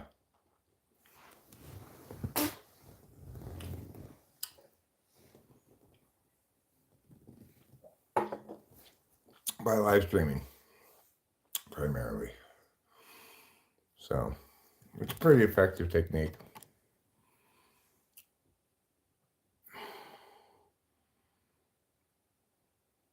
The secret to a massive testosterone boost, naturally, what they don't want you to know. What's the secret to a massive testosterone boost? Is it injecting a bunch of testosterone into your veins? I bet that would be the most natural way to do it.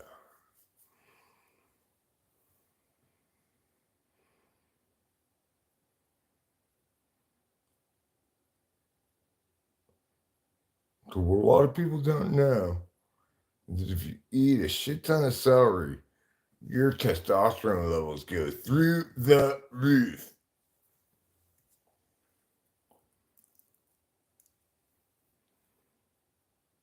You work, then smoke, then work, then smoke. Yeah, I'm familiar with that approach. I tend to figure that at some point I'll feel motivated to do something just to provide something. He never gets to the point.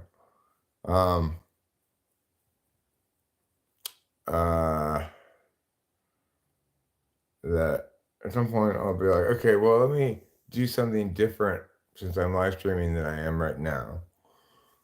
Change it up for something. So then, no, it wouldn't be good for women to eat that much celery. Women, they have to eat a lot of eggplant. Okay. If a woman wants to increase her estrogen and progesterone levels, she needs to eat at least a dozen servings of eggplant a day. Work is entertaining high. Yeah, it's more entertaining high. I agree. For sure, it's more entertaining. It might not be entertaining. I stand on the corner of the block, slinging amethyst rocks, drinking 40s of Mother Earth's private nectar stock. Wow, that's like a rap about birthstones.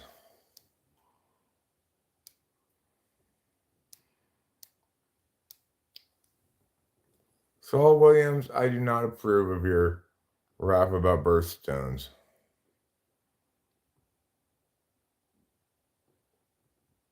Yo, bitch, you probably got sapphire as a birthstone, little bitch.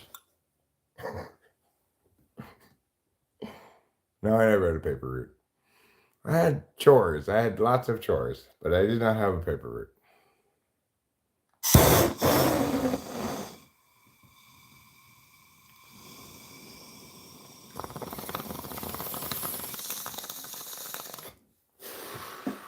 You want to roll up to me? You got a life path 3, motherfucker. That ain't a master number.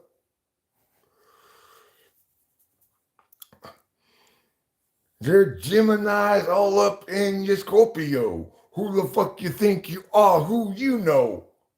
Huh? And it's like bullshit rap, right? It's all about astrology, numerology, and birthstones and auras and chakras and stuff.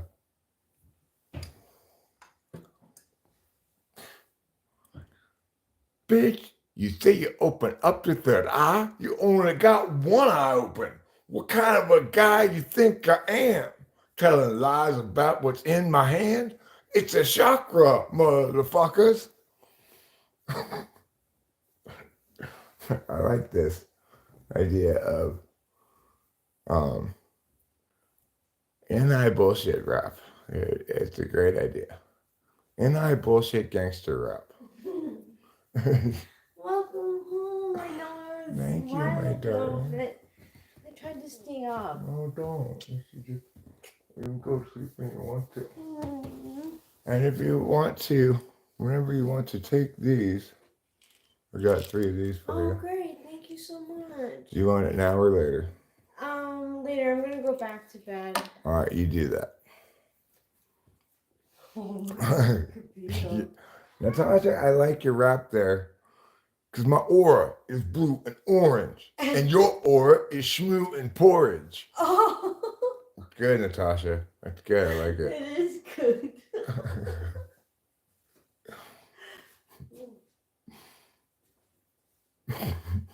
Your aura is shmoo and porridge.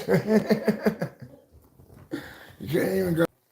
I would have said maybe poo and porridge, but you just went with shmoo. I guess you didn't want to get too potty with it. That's understandable. Probably a wise choice. You don't want to be like that guy who makes all those songs about people going poo. Now to my question about Biden and child labor in the Congo. Oh, Putty Cat, we're having a pleasant time now. I did get some new weed, yeah. I picked up these weeds on the trip. Weed number 1. Put my glasses on, I'll see what it says.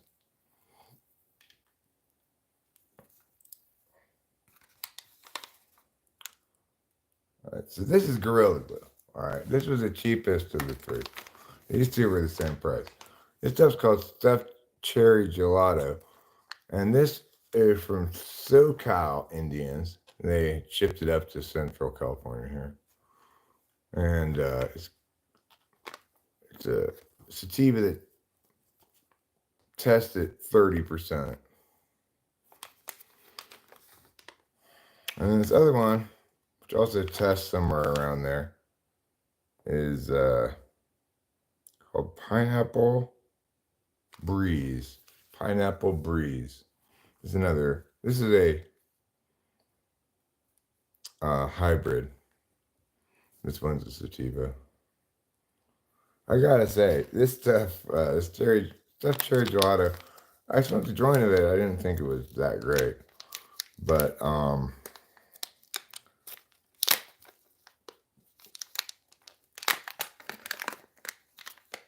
yeah, I tried giving my mom some weed edibles, and she had dementia to see if it would help. It didn't help at all.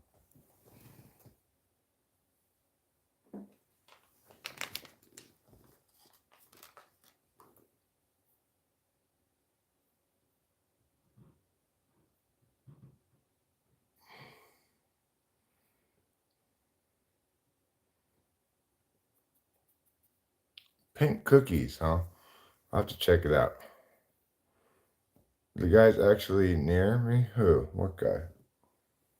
Of what guy do you speak?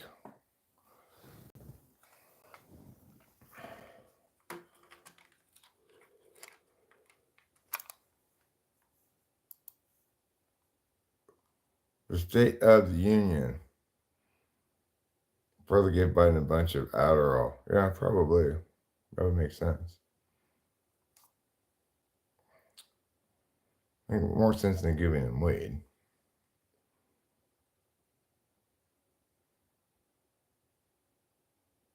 All right. Your sign is the fart pebble? Is that your astrological sign? Good to know. Long time for you, long time for me too. I'm gonna try a bong of this stuffed cherry gelato butt nugget.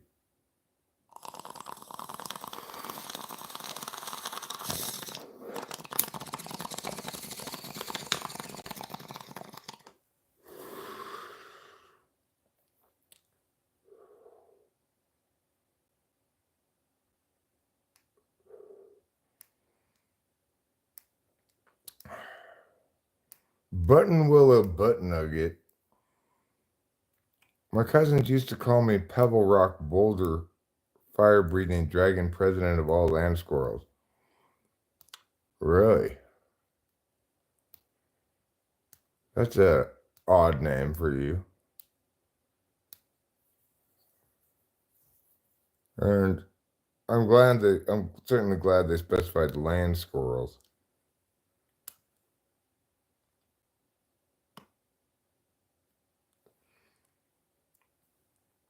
Why aren't there any sea squirrels? Why aren't there any ocean squirrels? I don't know anything about Biden child labor in the Congo, okay? I'm sure you're referring to something specific. I've not read about it. I don't know about it. So no, I have no comment on it.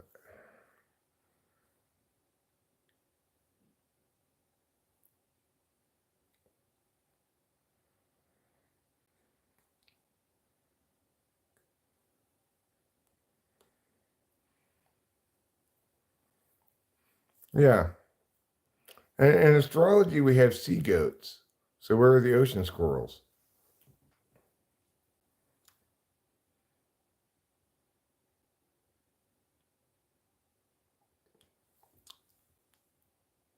Shouldn't um shouldn't squirrels be accessible to both Aquaman and Aquaman?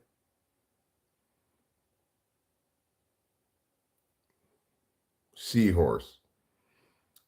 Right. There's a seahorse. There's a sea goat, at least in astrology. There are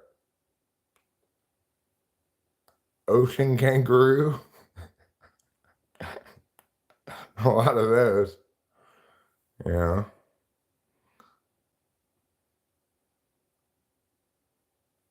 Nautical turkeys. If we had land sharks, well, we'd all be in trouble. We would all be in trouble.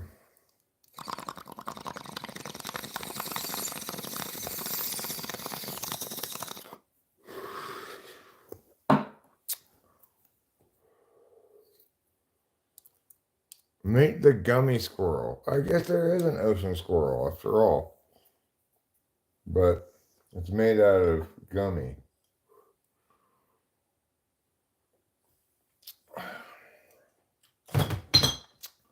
Seahorses can change their sex. And what's most important, what's most impressive, is they do it without changing their gender. So, a seahorse is born with his pronouns, or her pronouns, and they stick throughout the seahorse's life, even if their sex changes.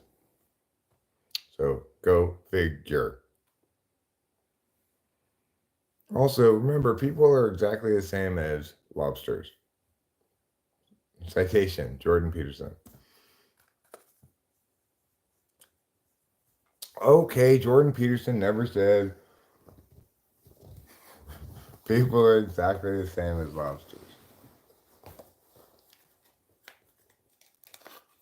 But that's my takeaway. Sky hippos. Why aren't there any sky hippos? Yeah. Pablo Escobar's cocaine hippos are wreaking havoc and attacking people. How are Pablo Escobar's cocaine hippos still even allowed?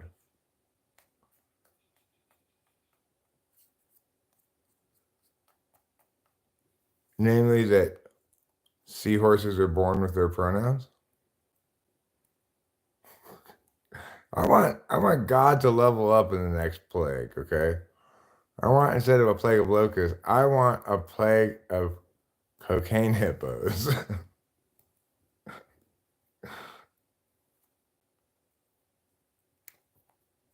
And God can just make them all land on a pillow factory, so and they can just hit the ground running. Do you think if you had a big enough pile of pillows and you jumped out of an airplane and landed on it, that you would be okay? If they were soft enough pillows and with a tall enough pile of pillows?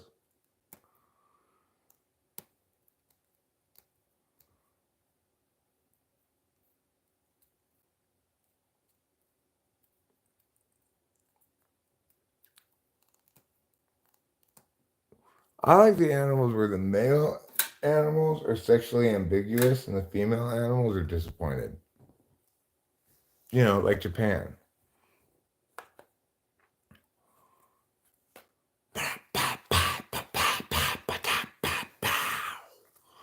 That was a real zinger. I got you, Japan. I got you with that one.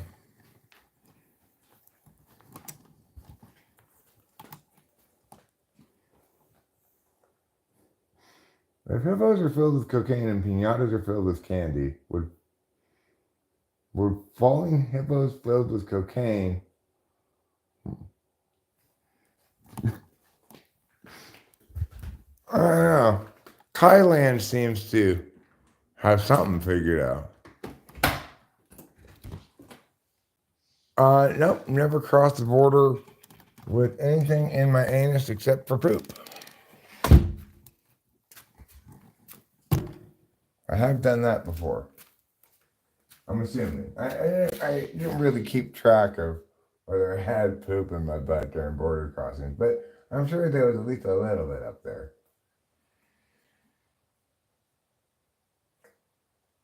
So would you squirrels like some cutlets?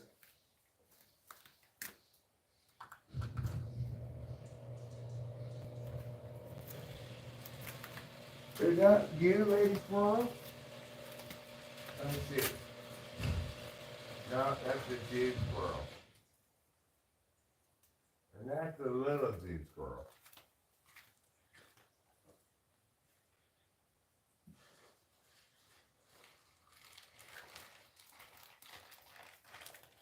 All but you're a good friend too, huh? You're right over there, though.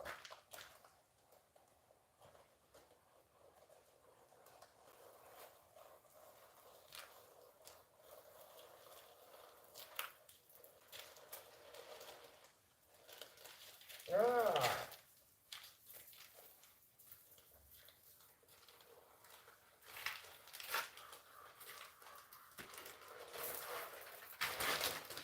All right, there.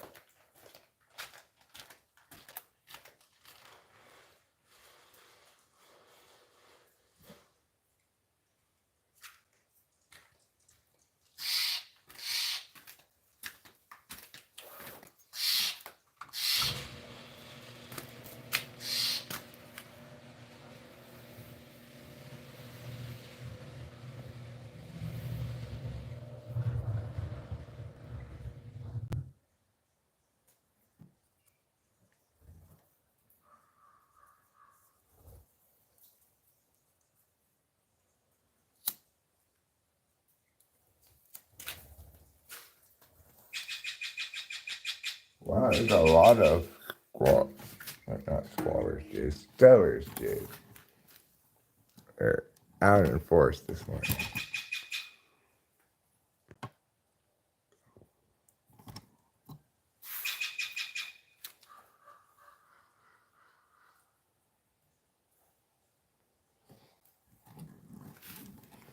All right, we're gonna maximize our view here of the stellars, Jays, so that we can really get our full mouthful of stellars Jay footage. Bring us up close. And I will walk away and leave the camera here so that you can see the majesty of Jays.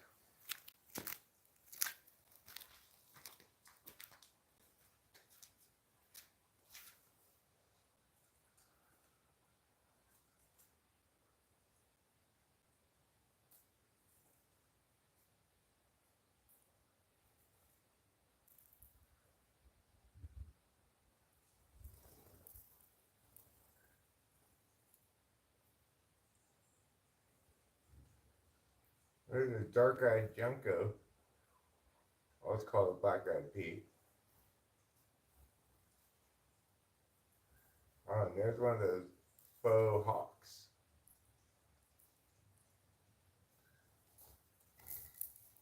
I believe Lou identified that for me the other day. I don't remember what it's called. I'm counting 7 squallers jays, 1 faux hawk, and 1 red-breasted whatever it is.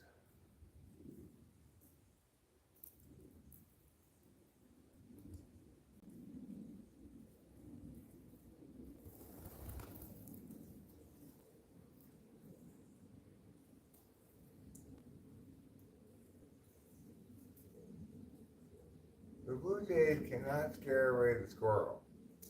They may scare away the other birds, but they don't scare away the squirrel.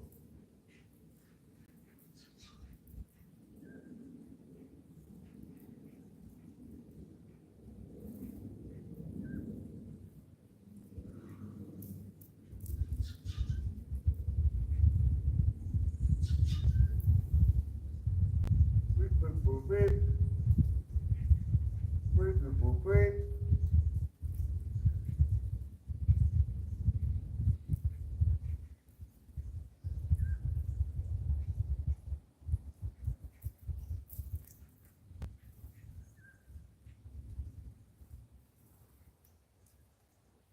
Booey, booey, booey, booey.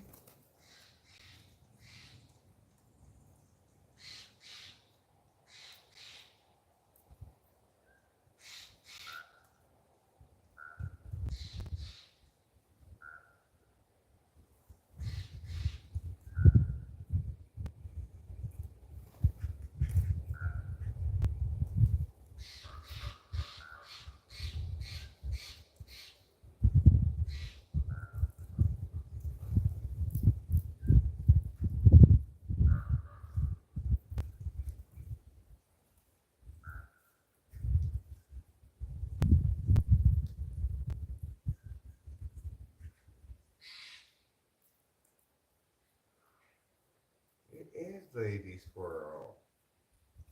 She came down.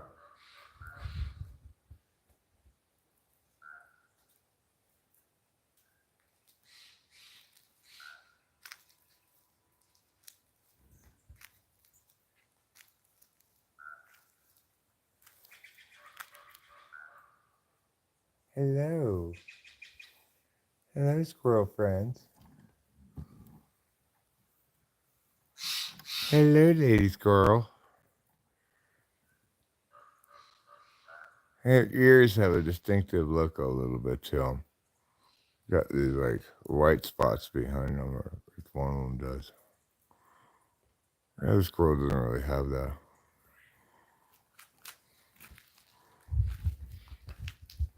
Okay, let's go inside now.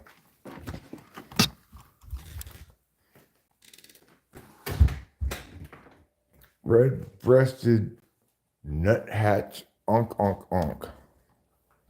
Good morning, simple girl.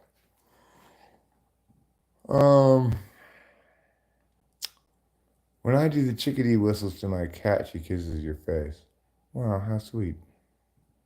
I like kitty cats too. They're sweet, but at least this one is.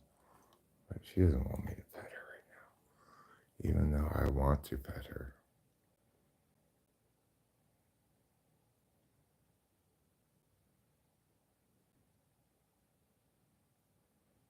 Who wouldn't want to pet her? Yes, she's a good sleeper.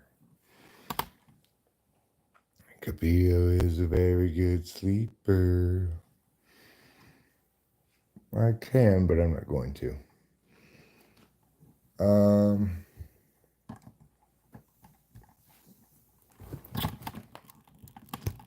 In response to Pretty Cat's question, yes, she is.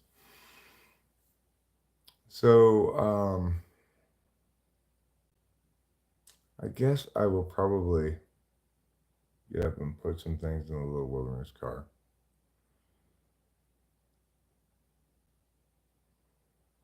I suspect that I don't think I can do the hustle. I don't know how to do the hustle. I should learn some dances. Grubble sleeps fine as well. He's sleeping right there as usual, guarding the passageway, you know.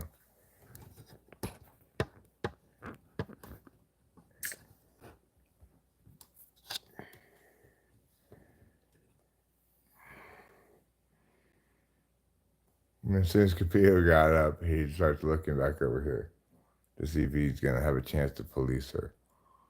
I don't believe I can do the Macarena.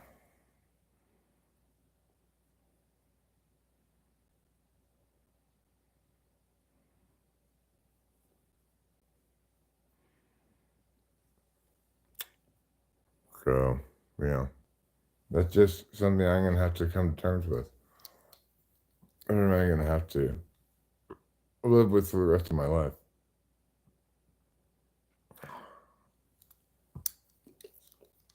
I'm not sure. Pretty cat.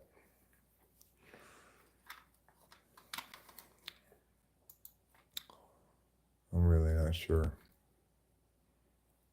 So,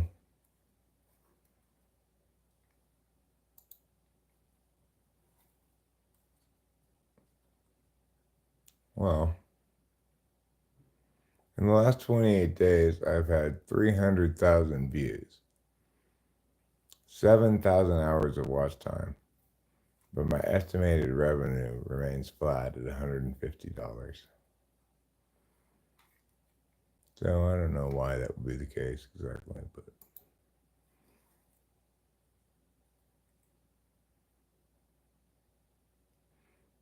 it says views 301,000, 217,000 more than usual. Okay, watch time 7.1K, 3.9K more than usual. 4,000 hours more than usual. Subscribers plus 3.8K, 3.6K more than usual. Estimated revenue 155.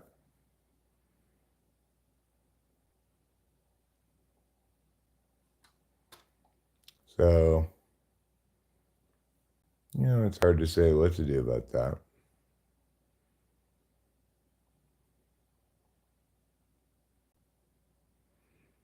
The top content for this period is, what's your best life hack?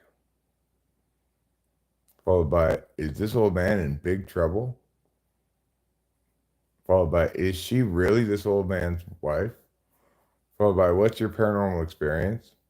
Is this man a time traveler from 2134? Is this old man a guru?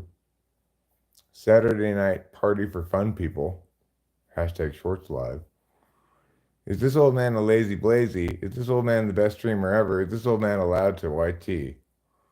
These are the questions, these are the titles that seem to do the best. But the best one is, what's your best life hack? Most of the rest of them, and also, what's your paranormal experience? The rest of the ones, except for Saturday night party for fun people, have is this old man in them. So I'll probably continue doing that. It's hard to say exactly, what responds to what. Like in this particular stream, we've had no real bursts up into a large number of people. It's just like subscribers. So it may be that I've done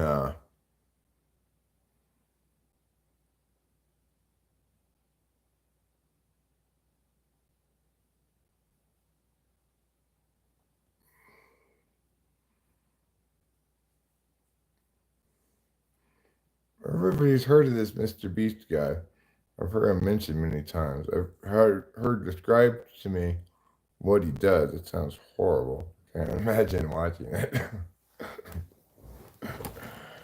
But, obviously it's successful. People like that for some reason. Do I have an AI program that influences my view counts? I don't know what you would mean. Not that I purposefully use or anything. I don't, I just make up my titles and just take my thumbnails and that's it. I don't do anything to optimize anything. I don't watch him. He just has like 1.5 trillion views or whatever.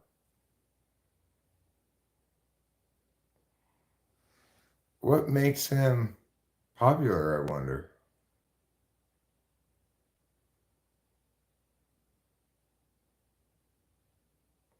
Eureka TV says YouTube Shorts are where the money is.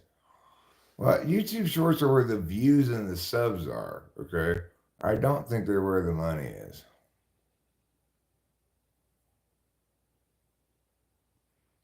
Seven days not stranded on an island. 7 minutes not stranded on an island. I'm going to spend the next 7 minutes not stranded on an island.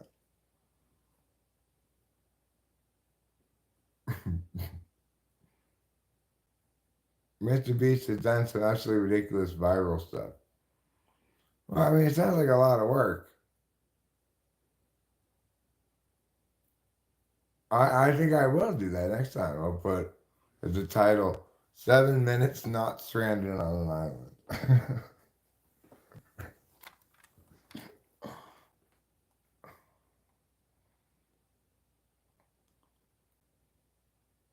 It'd be too long of a title, but it'd be nice to say, can this old man spend 7 minutes not stranded on an island? All right, let's see.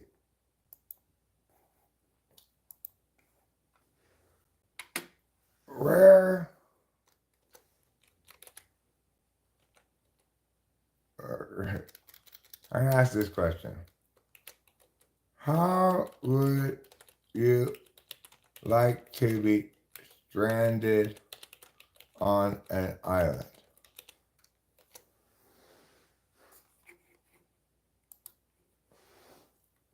Alone.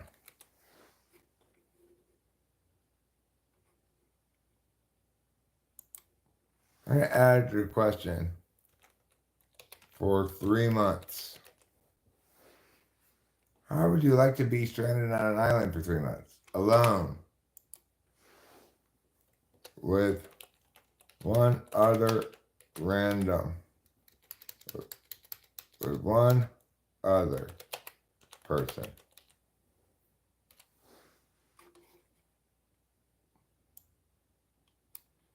Part of a trio.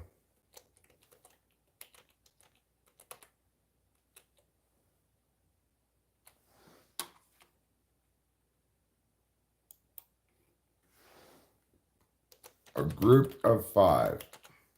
Those are the options.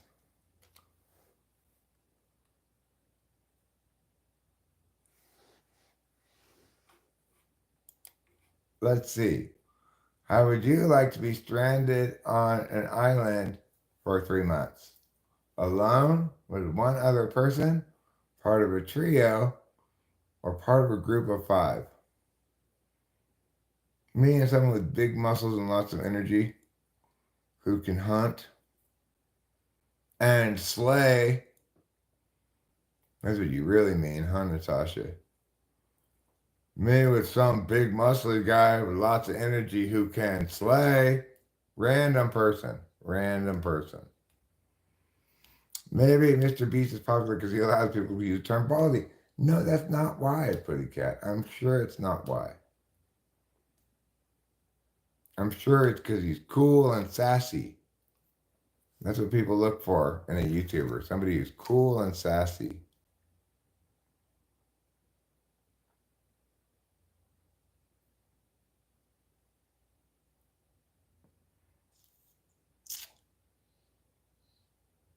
Natasha Godfrey Ashford says she'd do well on a show like Alone. You know what would help you do even better on Alone, though? Being with Tim Harton Parton. What about those of us who have no desire to be stranded anywhere? Unfortunately, this question, you have no control over being stranded on the island for 3 months. But for some reason, you do have control over how many people you get stranded on the island with. So we just have to assume this ridiculous hypothetical is our reality, okay? Maybe there's a supervillain, he's got you, and as part of his general supervillainy plan, Tim Martin Parton is a pretty muscly looking guy, you know. Natasha. I'm sure you printed it out, take it into the bathroom with you, so to speak, you know. But you know as well as I he's a muscly guy, but just in case you've forgotten.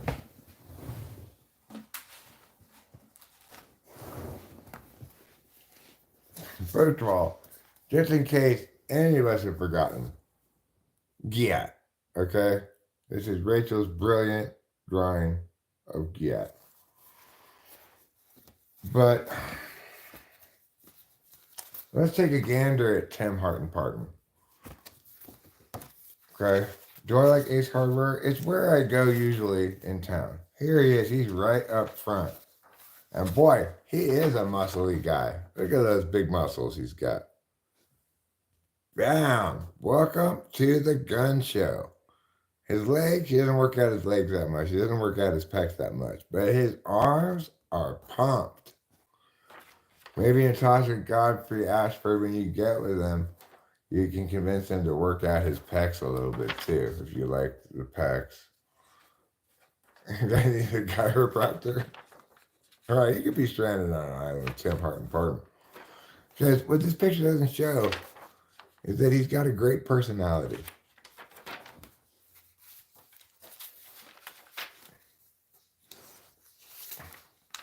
If you're part of a trio, you can be with Tim Harton Parton and Lunestro Skyrizzi.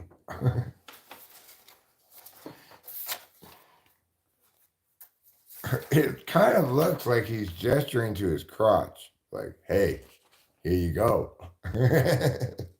Here you go, ladies.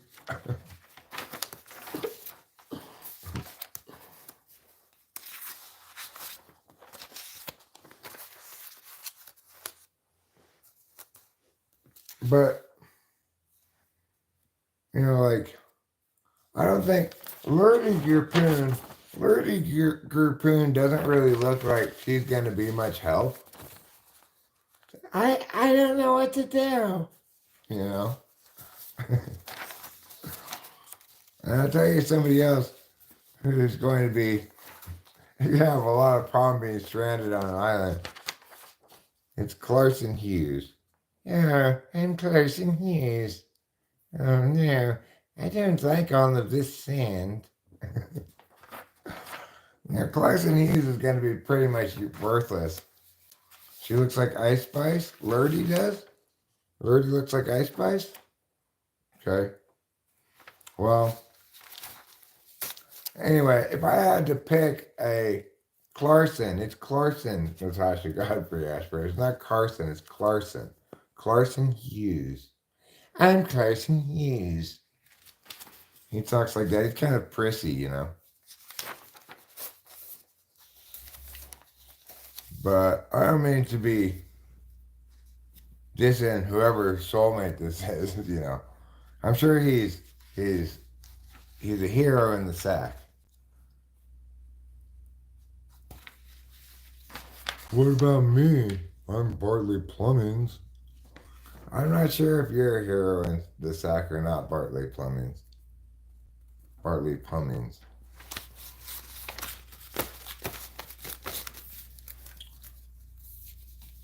Carson Hughes, do you think he's got a big nutsack? Maybe he does. I don't know. Why would you ask me about that? I'm Carson Hughes.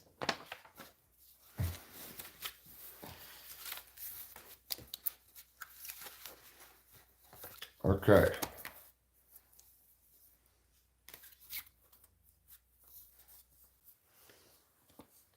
Yeah.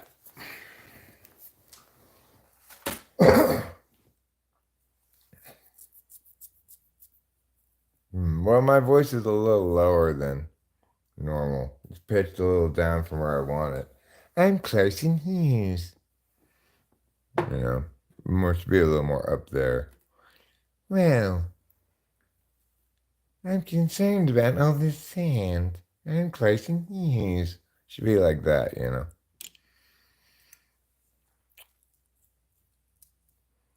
He's a little bit fussy.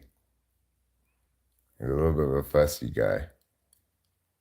Did I enjoy the Golden Girls? I did enjoy it back when it was on TV, you know. I don't think I'd enjoy it now. I have no interest in rewatching the Golden Girls. Man, like my daughter enjoyed Full House when she was a child. I'm sure she wouldn't enjoy it now. What I'm thinking though is the Golden Girls? No, it was about 3 or 4 old ladies. Estelle Getty, B. Arthur, um,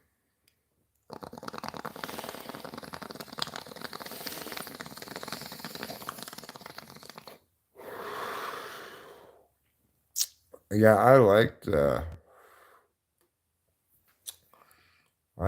the Cosby Show back in the day when it was on TV, when it was part of like must see TV on NBC, you know. Have I ever seen the movie Howard the Duck? I have seen it. I don't remember what I think of it. I saw it a long time ago.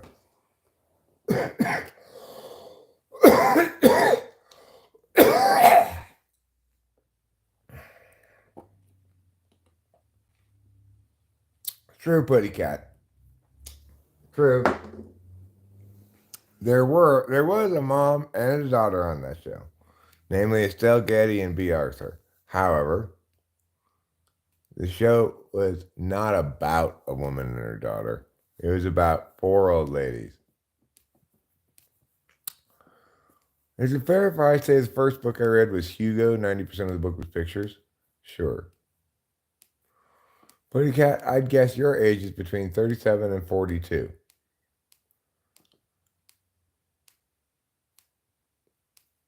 I didn't like the show, Punky Brewster. I will admit to becoming very interested in Soleil Moon Frye once she developed. She was a chesty lady. I mean, like shockingly chesty. And then she got breast reduction surgery. Anyway,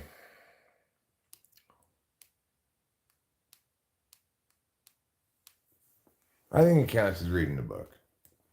As long as it's got a word or two, it should be fun. I thought so at first, maybe. I thought so too at first, Anthony is, but well, I mean, I just remember that Soleil Moon Fry at some point got got super chesty. All of a sudden, I was a lot more interested in Punky Brewster.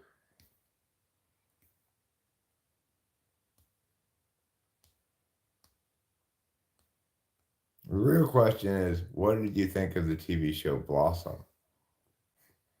And the answer is, it was awesome. I don't think Blossom actually was an awesome TV show, but I do think that the words rhyme. If you think it's reading it, it's reading it. It doesn't matter what anyone else thinks. My dad did not have pornography magazines. I had to acquire my own pornography magazines, which I did.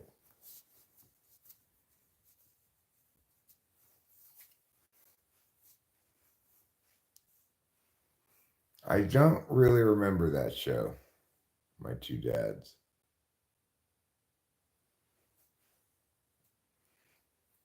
You had a crush on Blossom?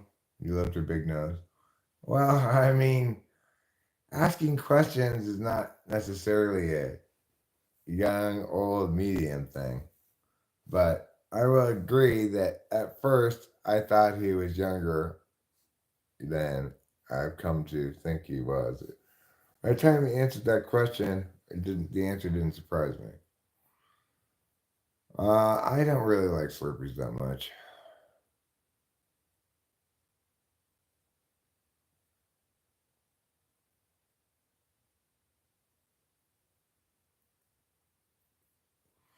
Well, he's got a mix of them. You're not wrong, actually. You are not wrong, Flitty Cat. I did think Tootie from Facts of Life was very sexy. But good intuition on your part, or just a lucky guess, either way. I'll give you credit for it as good intuition. Hello, KE. How are you this morning? Yeah, I'm back home. I haven't slept yet. I'm not going to sleep till tonight.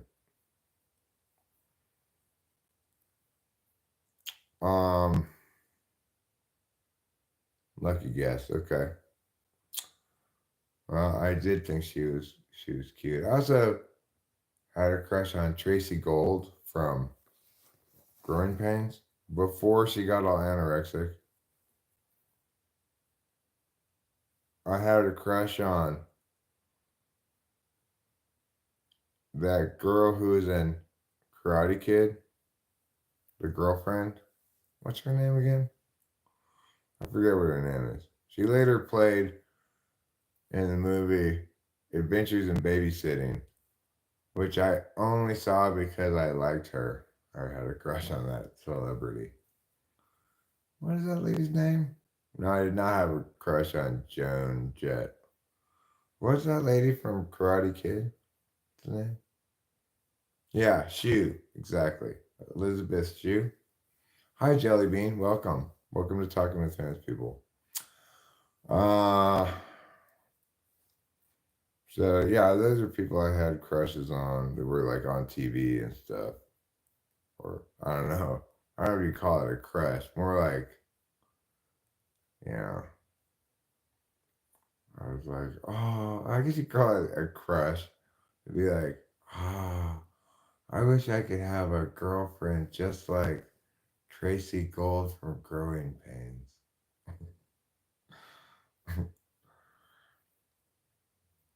Where am I from? I am from Mariposa County, California. The county that lays claim to being home of home of Yosemite. No, Putty Cat, I did not have a crush on either Roseanne Barr or Sinead O'Connor. Because I'll tell you now what I told Sinead O'Connor then. Many, many things compare to you, and most of them compare favorably.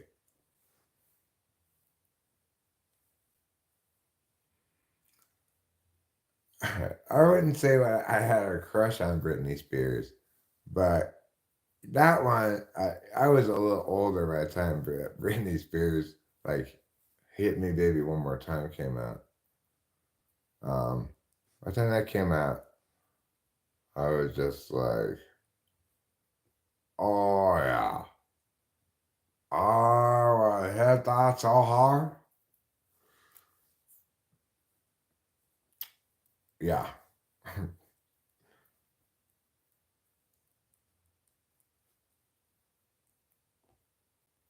Nothing compares to you. Exactly. That's where my wonderful joke came from, Jelly Bean. No, I did not have a crush on Ricky Schroeder, but I was a big fan of Silver Spoons, okay? Well, um, you know, I don't know how old I was, probably like 25 or something. I was just like, oh, goodness gracious, that's just too sexy. I mean, the thing is, Brittany, regardless of whatever, when she made that first video, every effort imaginable was put into making her as sexy as possible. Dana Plato, no, I don't remember who Dana Plato is exactly, but I'm pretty sure I didn't have a crush on her.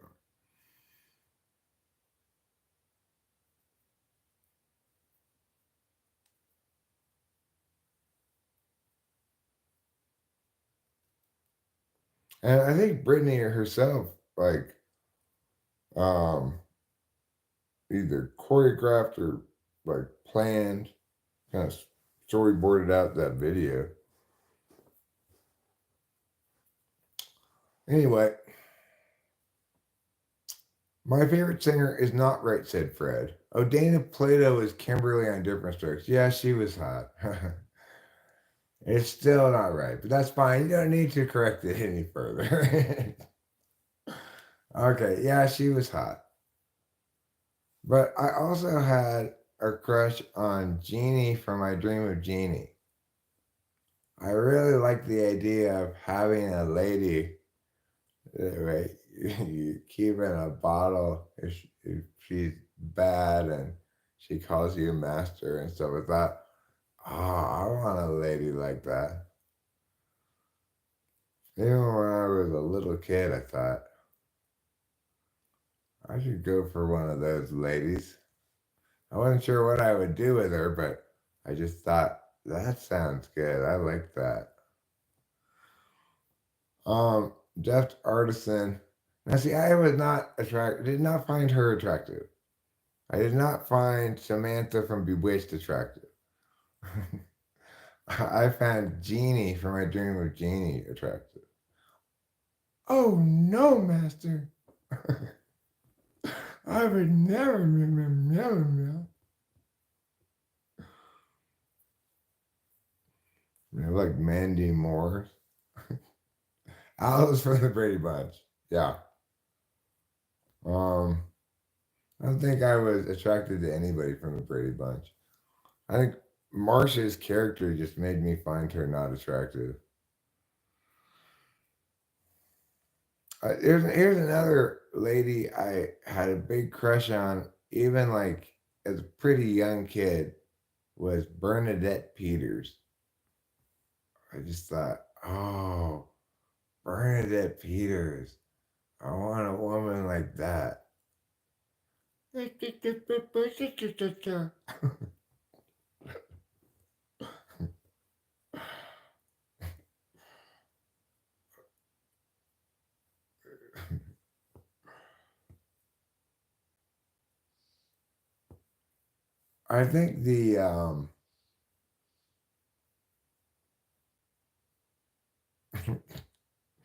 I definitely did not have a crush on Nancy Reagan.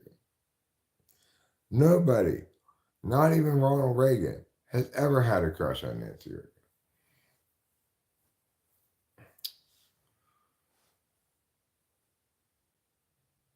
Having a crush on Nancy Reagan is like having a crush on Margaret Thatcher. Conceptually impossible.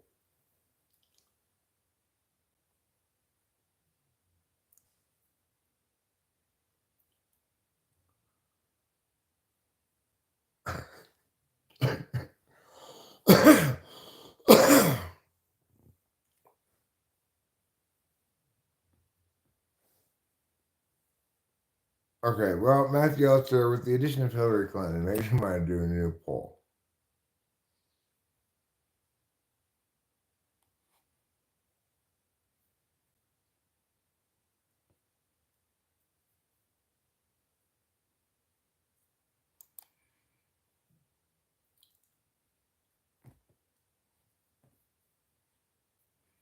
All right, so it looks like with one other person wins, a group of 5 gets 29. I don't know why a trio is so unpopular. Alone is surprising 29%. 3 months alone? All right.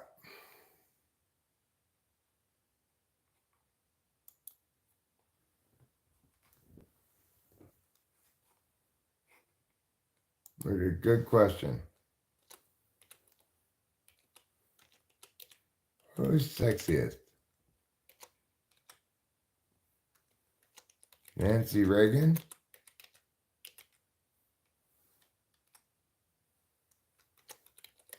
Hillary Clinton? Or Margaret Thatcher?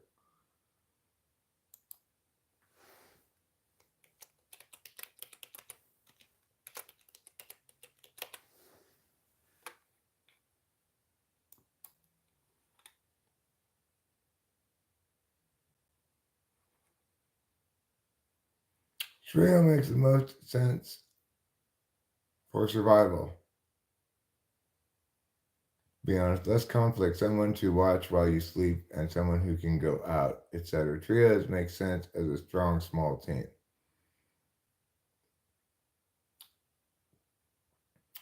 Well, I think these 3 women qualify as the same kind of people. They're all leader type women, even though Nancy Reagan was first lady, she was functionally president during Reagan's second term. You want to talk about a president with dementia? Reagan was full blast Alzheimer's disease during his second term, 4 women and 1 Chad. Oh, do you plan to be the Chad in this mix? So I think we got a really fair competition here between Margaret Thatcher, Nancy Reagan, and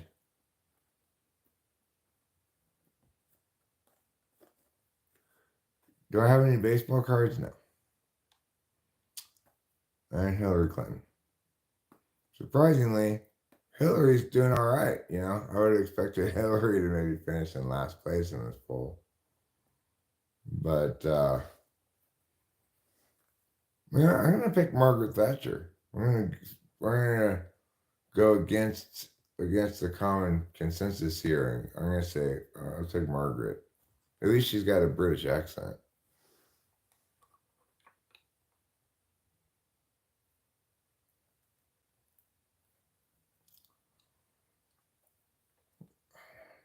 Yeah, but Hillary's so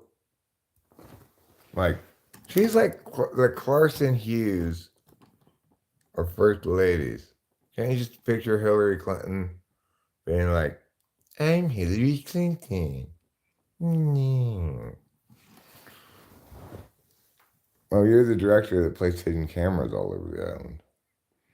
You believe they are lizard people. Well, that's a thing one could believe, I suppose. I'm Hillary Clinton. Me. I believe in bureaucracy. I'm the passionate advocate of bureaucracy. Me. Freaking Hillary Clinton. Has there ever been a less charismatic presidential candidate than Hillary Clinton? Maybe like, I don't know. Who was that guy who was super obese and died shortly after taking office? What was his name?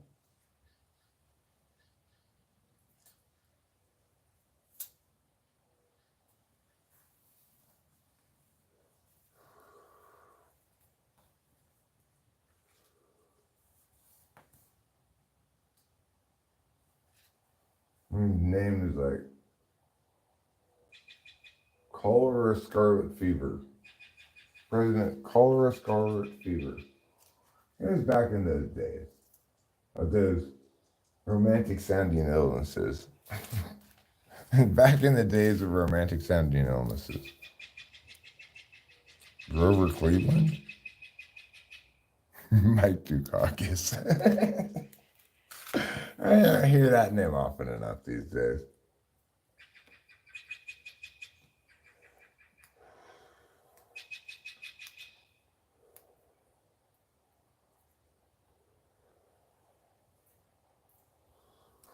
Mike Dukakis.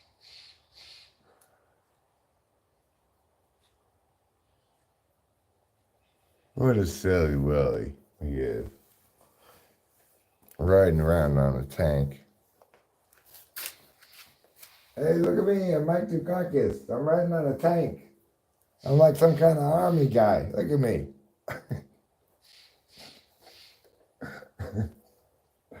That didn't go so well for him.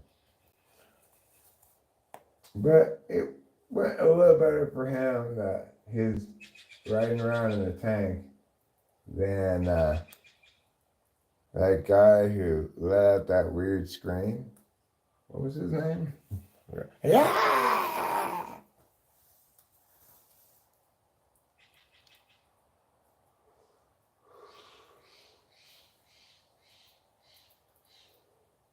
And everyone's like, you scream too weird. We're not electing you president.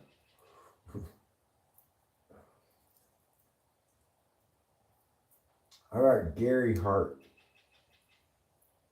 who claimed he was clean as a whistle, daring reporters to follow him around and keep tabs on him while concurrently having an affair? You can only dare people to do that shit if you don't have anything to hide, obviously.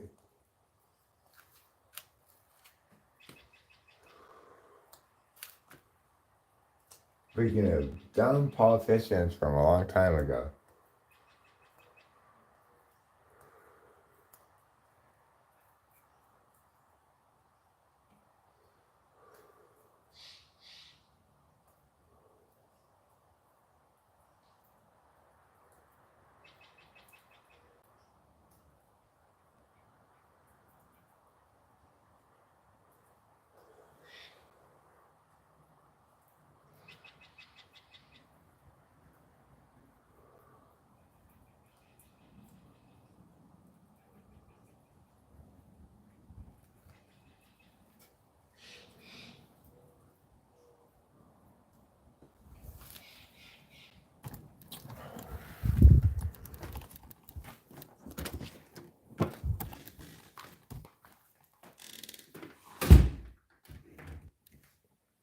Sure, would be the most conflict. Well, probably one person would get kind of odd manned out, depending on how it goes.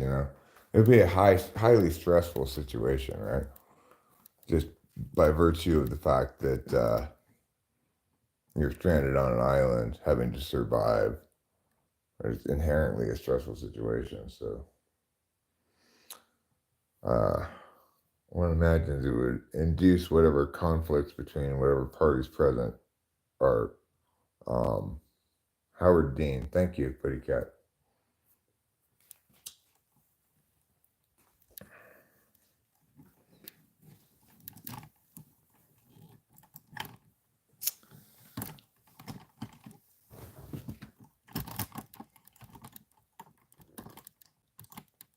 One guy for gathering for the home, and one guy for sitting at the firing camp, one to hunt. Seems plausible. I mean, do you watch a lot of the survivalist shows, Natasha? You're familiar with Alone. I watch a lot of Naked and Afraid. Um, that's true, Putty Cat. That's true. But I mean, Janet was pert and bouncy, you know. So anyway, so then Natasha Godfrey Ashford, you're aware of all the requirements here. We've got water, shelter, fire, food. Okay. Probably, well, depending on how safe you want to be. If you're stranded on an island, you're probably just not going to be able to do this. But you'd like ideally to boil your water first, right? You're not going to be able to do that. So you're going to have to go water, shelter, food, fire. Fire is going to be hard to make, right? It's going to be super hard to make.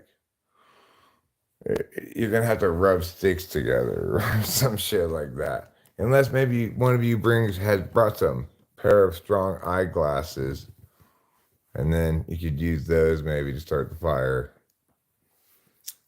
Three's Company did make fun of gay, but in a weird way. Mr. Roper was only okay with them living together because Jack was gay, because he was so old fashioned about men and women living together. Okay, I'm not doing that poll right now. I'm doing this poll. Okay? And I'm talking about Naked and Afraid. So just chill out. All right. So your first order of business is going to be fresh water. Presumably, it's on the island. If you're going to be stranded there for 3 months, there's going to have to be fresh water.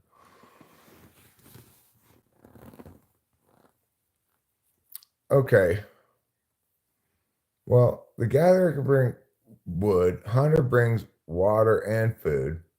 Camp sitter will cook and build. I mean, that is a good division of labor. There's no disputing that, Natasha Godfrey Ashford. Also known as NGA.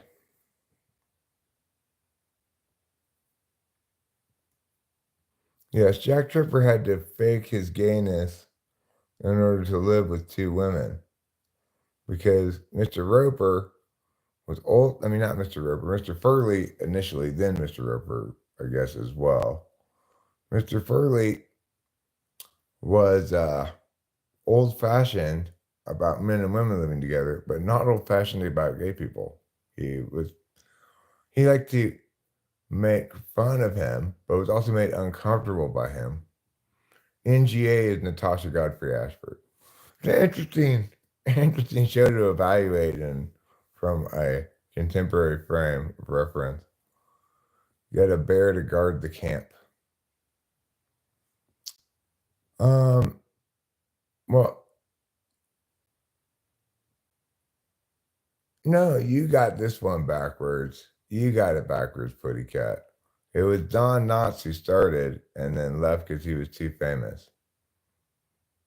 I'm pretty confident about this one. I will double check, but I am almost 100% for sure. Who came first, Furley or Roper?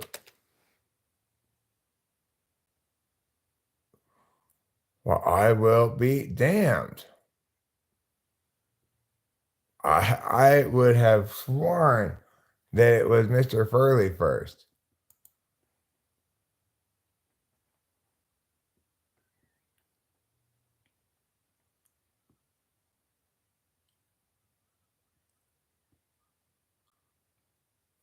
So I was wrong. The Ropers were spun off onto their own show because they were fairly popular. I would have assumed that they started with the star, and then he left because he had some other engagements. You're right, Pretty Cat. You are right, and I am wrong.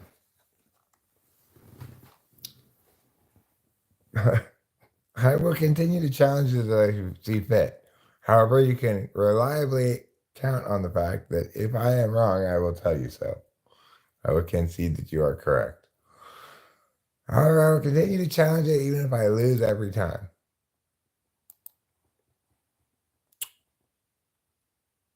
So, now, who was the first blonde girl? The first blonde girl was who? The first blonde girl, I know who it was in terms of actress. It was Suzanne Summers. But what I don't know is whether she was Chrissy, right? Who was the second one? What was her name? You hope Flat Earth Dave will reach out.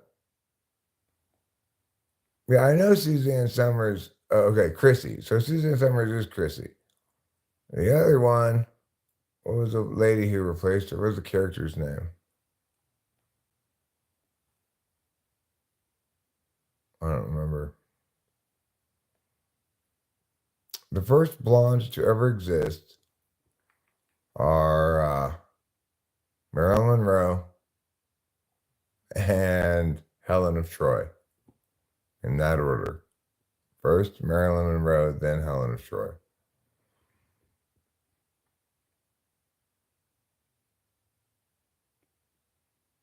Yeah, I don't know who the first blonde ever existed. Probably some lady in Scandinavia.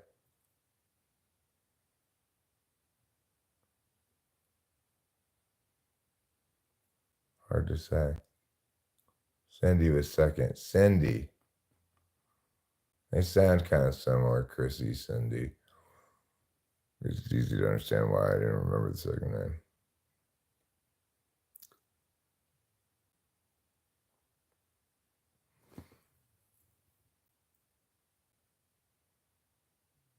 There were three of them? Wait, are you sure there were three of them? I believe you, but Chrissy, Cindy, and Terry?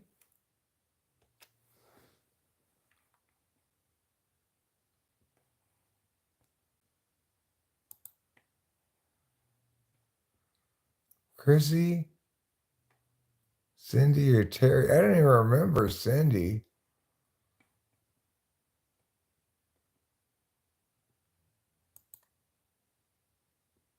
How long was Cindy for? Just 1 year?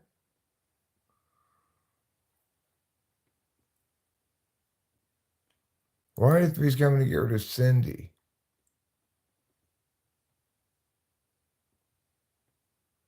Cindy was on the show for 2 seasons.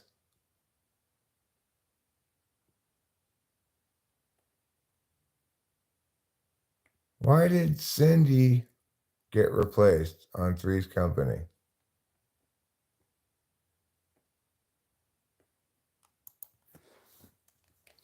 Why did Cindy get replaced?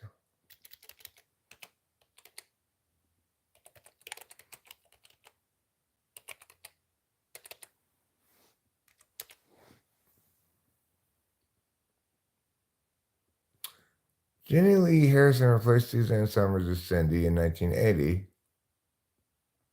This explains why Suzanne Summers got fired, but not why. Why Three's Company to get rid of Cindy? Again, it's not answering the right question. It keeps answering why Cindy replaced Harrison. Why was Jamie Lee Harrison replaced? Producers felt she was inexperienced and unseasoned, and so her part was finally written out with no explanation after 2.5 years. This part of her life was later dramatized in the TV movie Behind the Camera, The Unauthorized Story of Three's Company, with Liz Crawford playing Harrison. Hmm.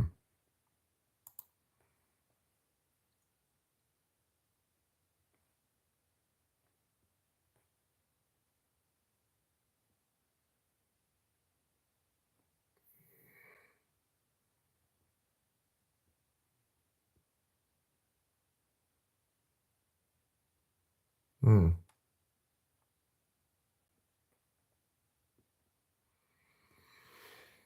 So she was on Dallas for a while, and she was in several infomercials.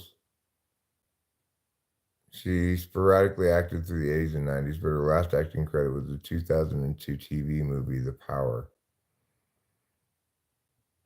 Since that time, she's put a focus on real estate investments.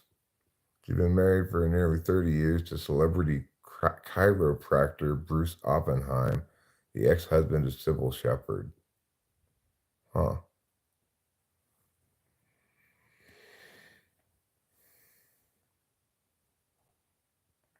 Well, interesting.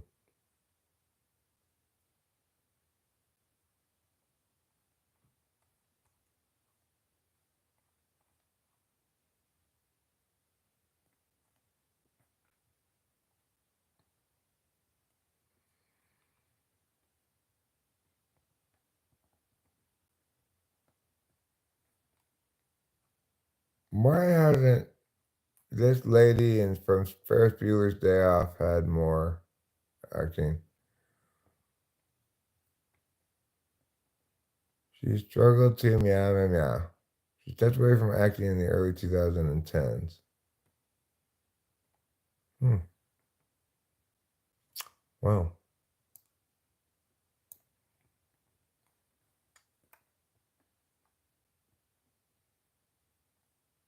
You ever think for Helen Mirren? It's interesting. Well, it looks like Hillary and Margaret are tied now. I guess there are some other people who think Margaret's British accent gives her an advantage. Yeah, it's possible, Putty Cat. Who knows? It's horrible to think about things like that. But